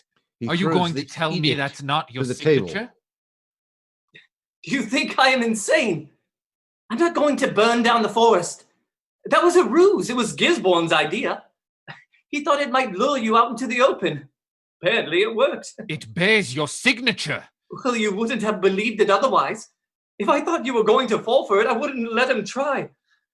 This is a delicate position. I think you would appreciate that. So how have things been going on your end? How have things been going? People are dying! I'm trying to put a stop to that. By how? Hanging them? Robin, where are you? We're friends, don't you remember? We came here for the same reason. Don't get caught up in all this. I'm not the one who declared myself sheriff. You didn't declare myself sheriff. That's not what Arable says. Arable? What did she say to you? She told me about the letter from the High Sheriff of Yorkshire, that Roger de Lacy was to be replaced by Lord Gisborne, and that you told her to burn the letter and claimed the seat for your own. There's no proof. She didn't burn the letter. She gave it to me. Why? She's the one who let us in here.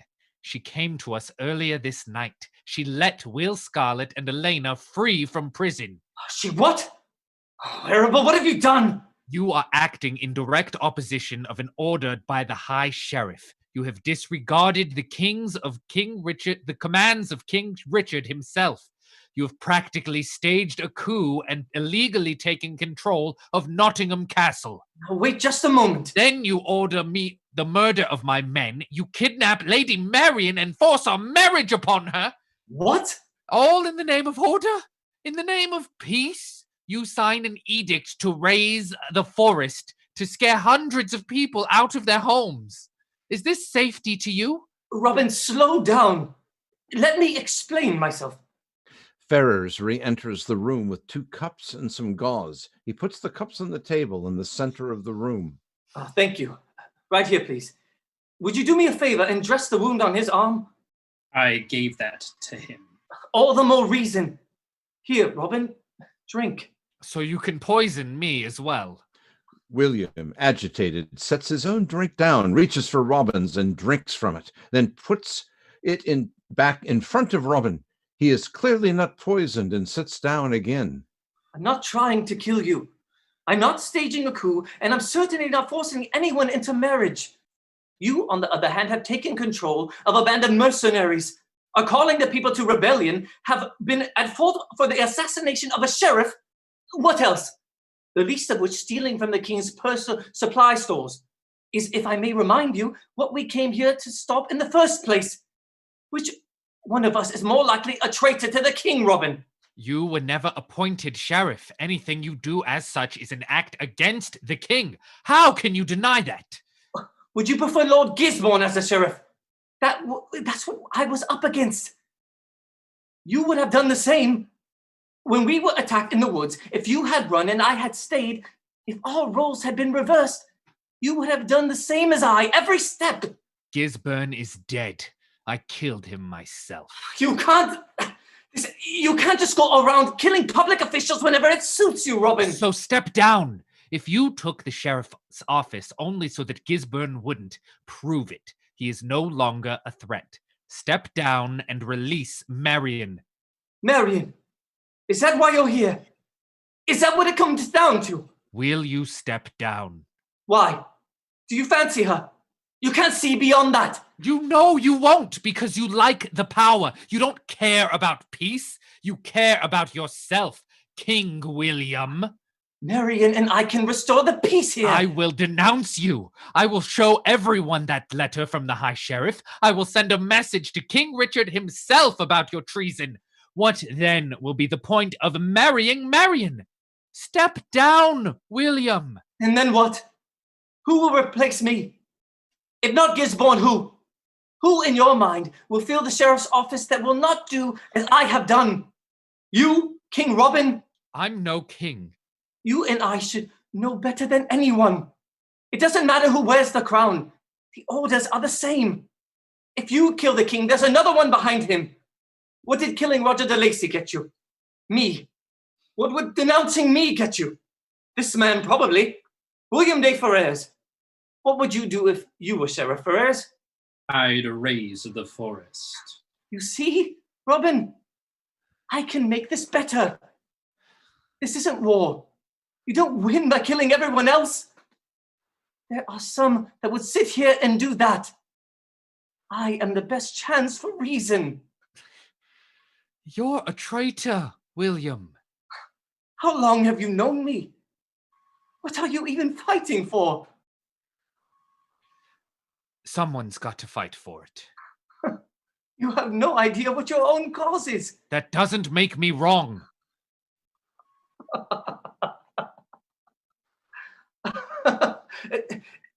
Do you remember when you were shot with that arrow? The wound in your calf? I do. If I remember correctly, I wasn't even supposed to be in the crown that day. That's right. It was my day. But you had lost the bet the night before. No, I didn't lose the bet. You tricked me. Well, you shouldn't have bet. You knew I was up to something. That's true. I didn't care. I remember seeing you when you got hit. My first instinct was to laugh. Oh, thank you. William has been drinking from Robin's cup and hands it to Robin, who no longer refuses it. He offers Robin the gauze as well, who casually declines. Robin puts his sword down on the table. William picks up his own cup. What went through your head? You didn't scream. I didn't. I remember knowing that it was a minor wound instantly, and that the king shouldn't scream, so I didn't. Then I remember being proud that it worked. I was proud that they attacked me and that Richard was safe. Until then, I never really knew if it was a good strategy. At times, it even seemed cowardly, but when the arrow hit, I knew we were doing the right thing. You know what I remember thinking? What's that? I remember being glad it wasn't me. Cheers, old friend. Cheers. He raises his drink to Robin and they toast. William drinks quickly.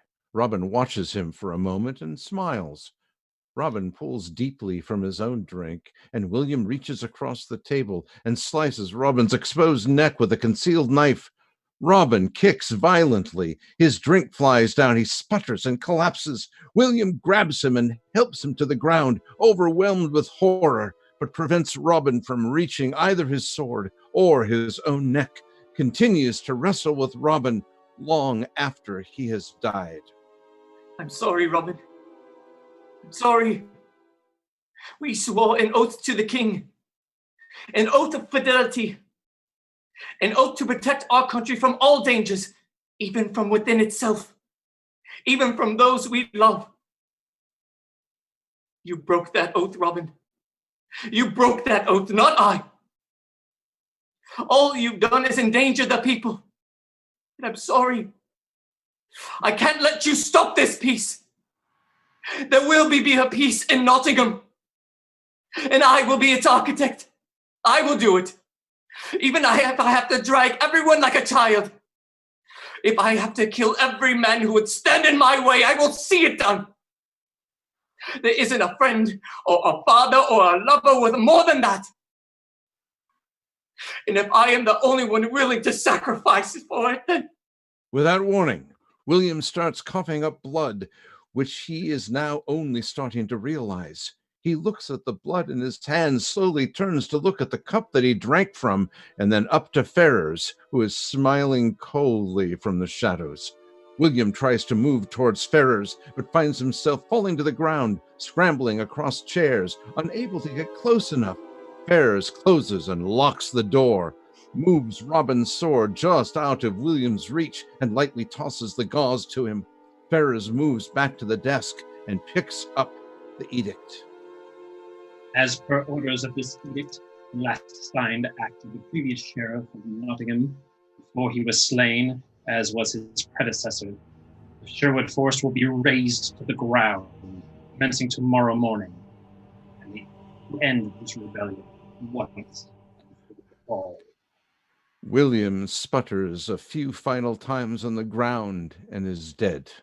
Ferrers watches him, picks up the poisoned cup, and pours any remaining liquid into William's face. He then drinks deeply from Robin's cup and gives Robin a disgusted once-over. He strolls to the portrait of Roger de Lacy on the wall, takes it down, and exits. Scene 9, Sherwood Forest, a road. An empty road in Sherwood Forest, down which come several guards. They carry small barrels, which are clearly very heavy.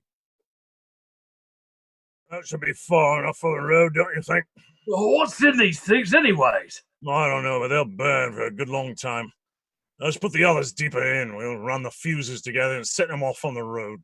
I can't believe we're burning down the whole forest. It'll grow back. Them outlaws won't, though. Chop one of their heads off and they stay dead. I heard that they killed Robin Hood. I mean, there isn't anyone even left to fight. Burn it down anyways, just to be sure. An arrow is heard whistling through the air, and it strikes the barrel that the guard is carrying. He screams out in shock. Hey! What the... Out of the woods comes the merry men, Little, Tuck, Arable, Marion, Stutley, and a figure dressed in Robin's iconic hood. Another present from the sheriff. Thank you for the delivery, gentlemen.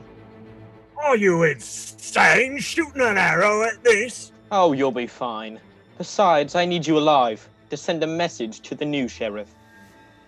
Message? What message? You let him know this isn't over. Not by a long shot. What are you talking about? Who are you? The hooded figure walks up to the guard and removes his hood. It's Will Scarlet. Don't you know? I'm Robin Hood. Black.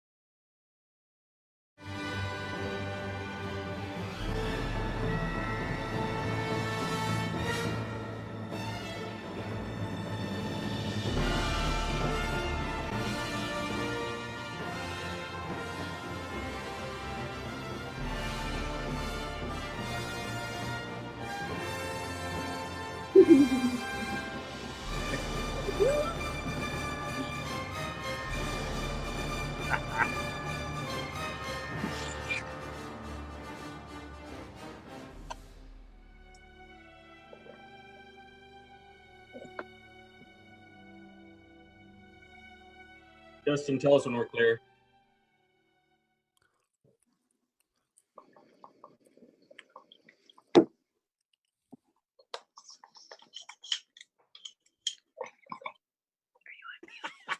Is that it?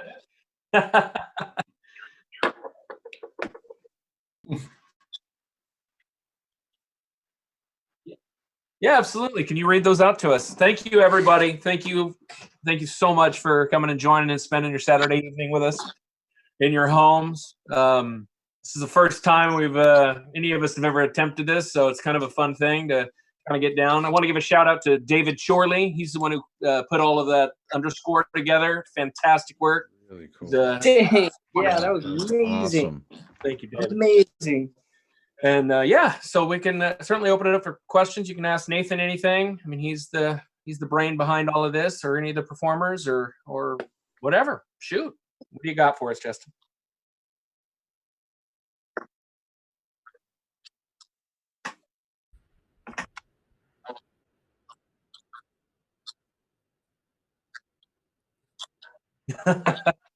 Honestly, finding a guy like Justin, who's the guy reading these questions, he's just kind of the maestro. He figured out how to work the sound stuff.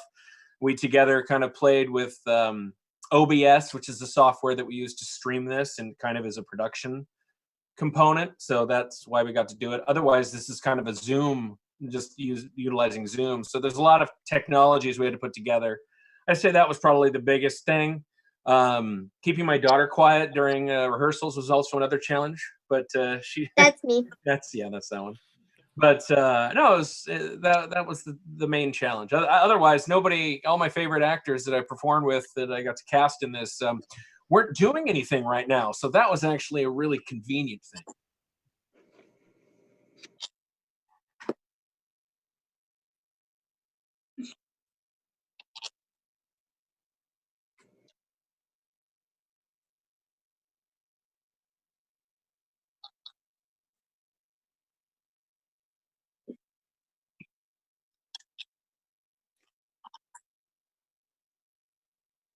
Good question.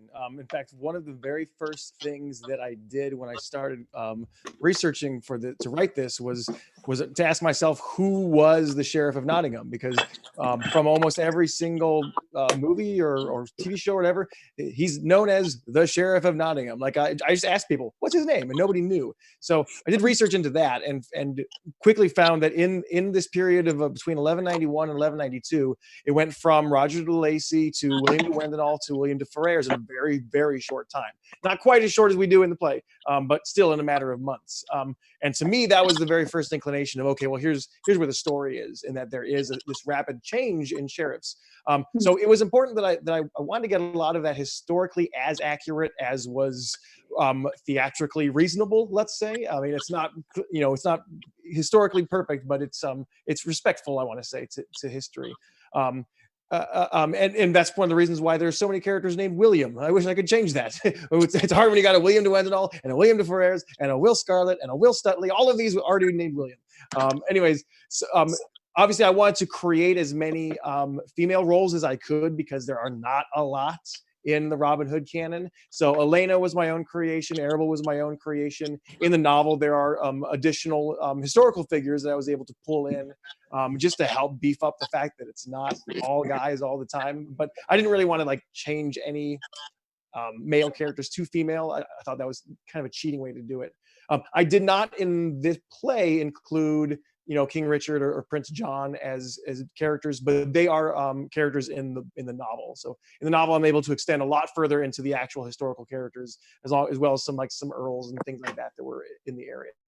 But yeah, pick the characters that were relevant to the story that I wanted to tell, and then grabbed as much of their actual history as I could to tell the story.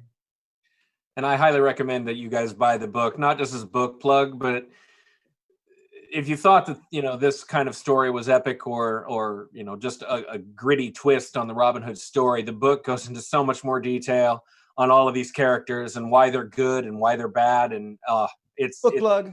Yeah, book plug. Go for it. It's good. And that's actually worth mentioning, is that the story that you saw is probably a third of what happens in the book. It really does get quite deeper.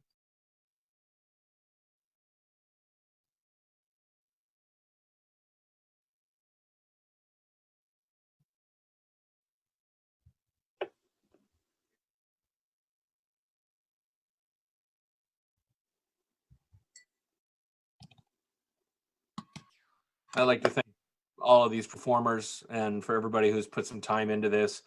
It's been a real fun challenge, getting everybody together. Well, there it is. Drinking a beer there, Mr. AJ, I like that.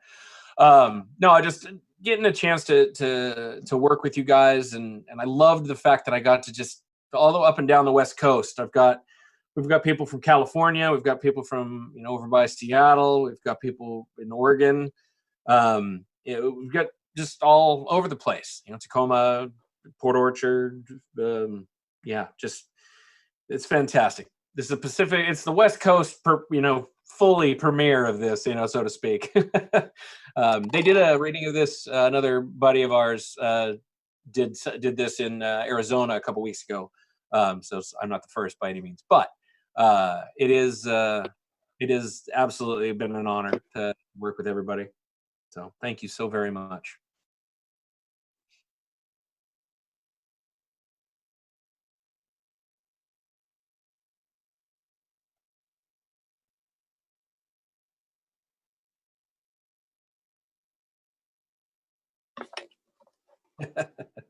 That's a funny question. Some people printed it. It depends on what worked best for them in their eyes, and for them to kind of control things. So I know some people printed it. Some people increased the font. I personally have one on my screen that I scroll up and down on. So everybody kind of did their own thing as far as the screen. It's not anything other than a PDF of the script that we're scrolling through for me. And as far as rehearsals went, that kind of varied. We only had 2 read-throughs, but I broke off with a variety of the performers, either individually or as a group throughout. So we just kind of peppered it in. I decided to do this 2 weeks ago, so it wasn't a huge. But I had no idea the technical stuff. So the majority of that stuff was technology focused, trying to figure out exactly how to do what I needed to do. Or maybe it was 3 weeks ago. Anyway. We didn't really get started until like 2 weeks ago. So yeah,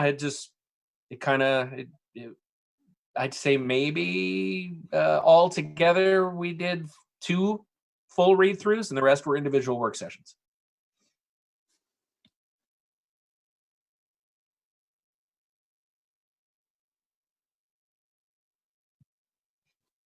Ooh, good question. So I would say I have 2. My favorite movie is the Russell Crowe Ridley or not Scott movie, which I think gets the tone really, really well as far as what I like in a Robin Hood. But I think that the script suffered from not giving the audience enough of the Robin Hood that they wanted, which is something that I was really cognizant of in writing this. I wanted to make sure that you still got the really canon Robin Hood things. I also really like the Robin of Sherwood TV show. I think that one, as far as like the political side of it nails it quite well. It's still pretty black and white as far as good guys and bad guys, but I like that it gets a little bit more complicated there. And then, of course, I like watching the cartoon with my son because he likes sword fighting.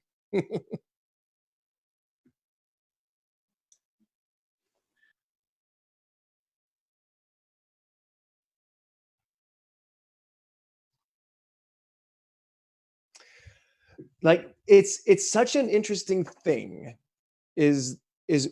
Do we have any real life examples of someone like a Robin Hood who so altruistically gives everything of himself, steals everything and just gives it away? Like he's so irrationally good in most stories, and that's what I wanted to figure out. Like, is that actually a realistic character? And that's part of what the deconstruction here was that I don't think that is a realistic character.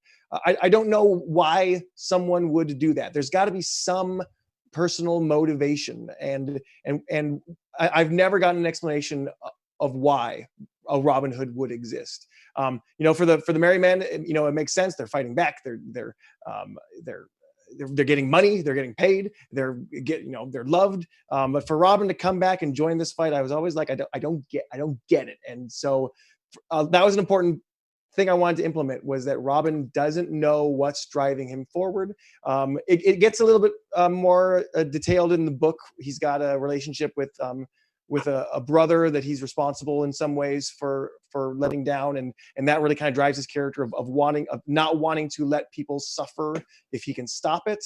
But still, there's something inside of him that's driving it, and yeah, doing nothing is what most people would do. And I want to, and what changes that for Robin? I don't know. It's a question that's always bugged me.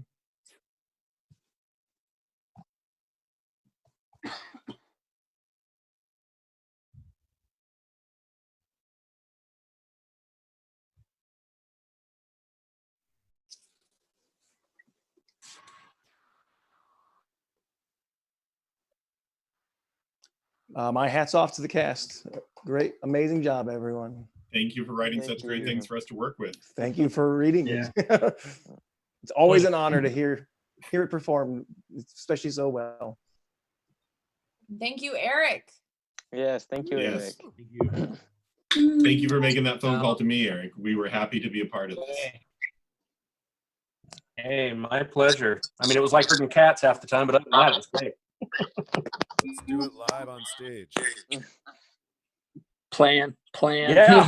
When some of this is done, I'm going to try to find a way to do this live. So it'll be a thing. I want to do that fight choreography.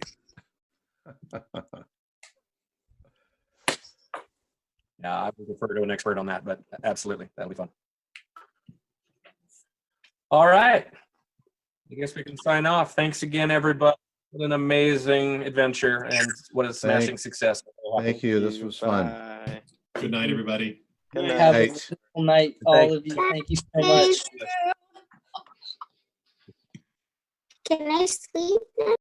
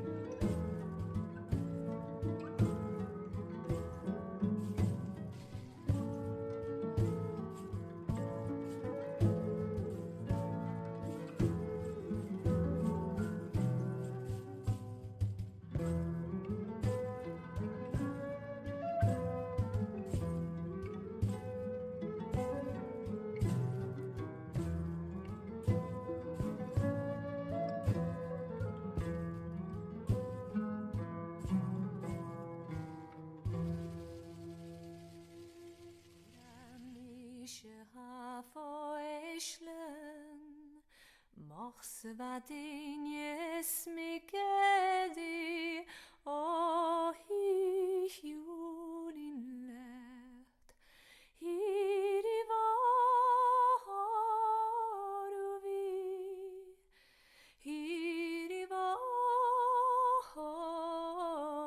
jeho elundain o julin Maşıkmaz guhta ganye Maşlepi guhta yemin O yulinlet Hiri varuvi Hiri varin jeho O julinlet Maschen tjesk to heinen gjane Maschen ronje dolor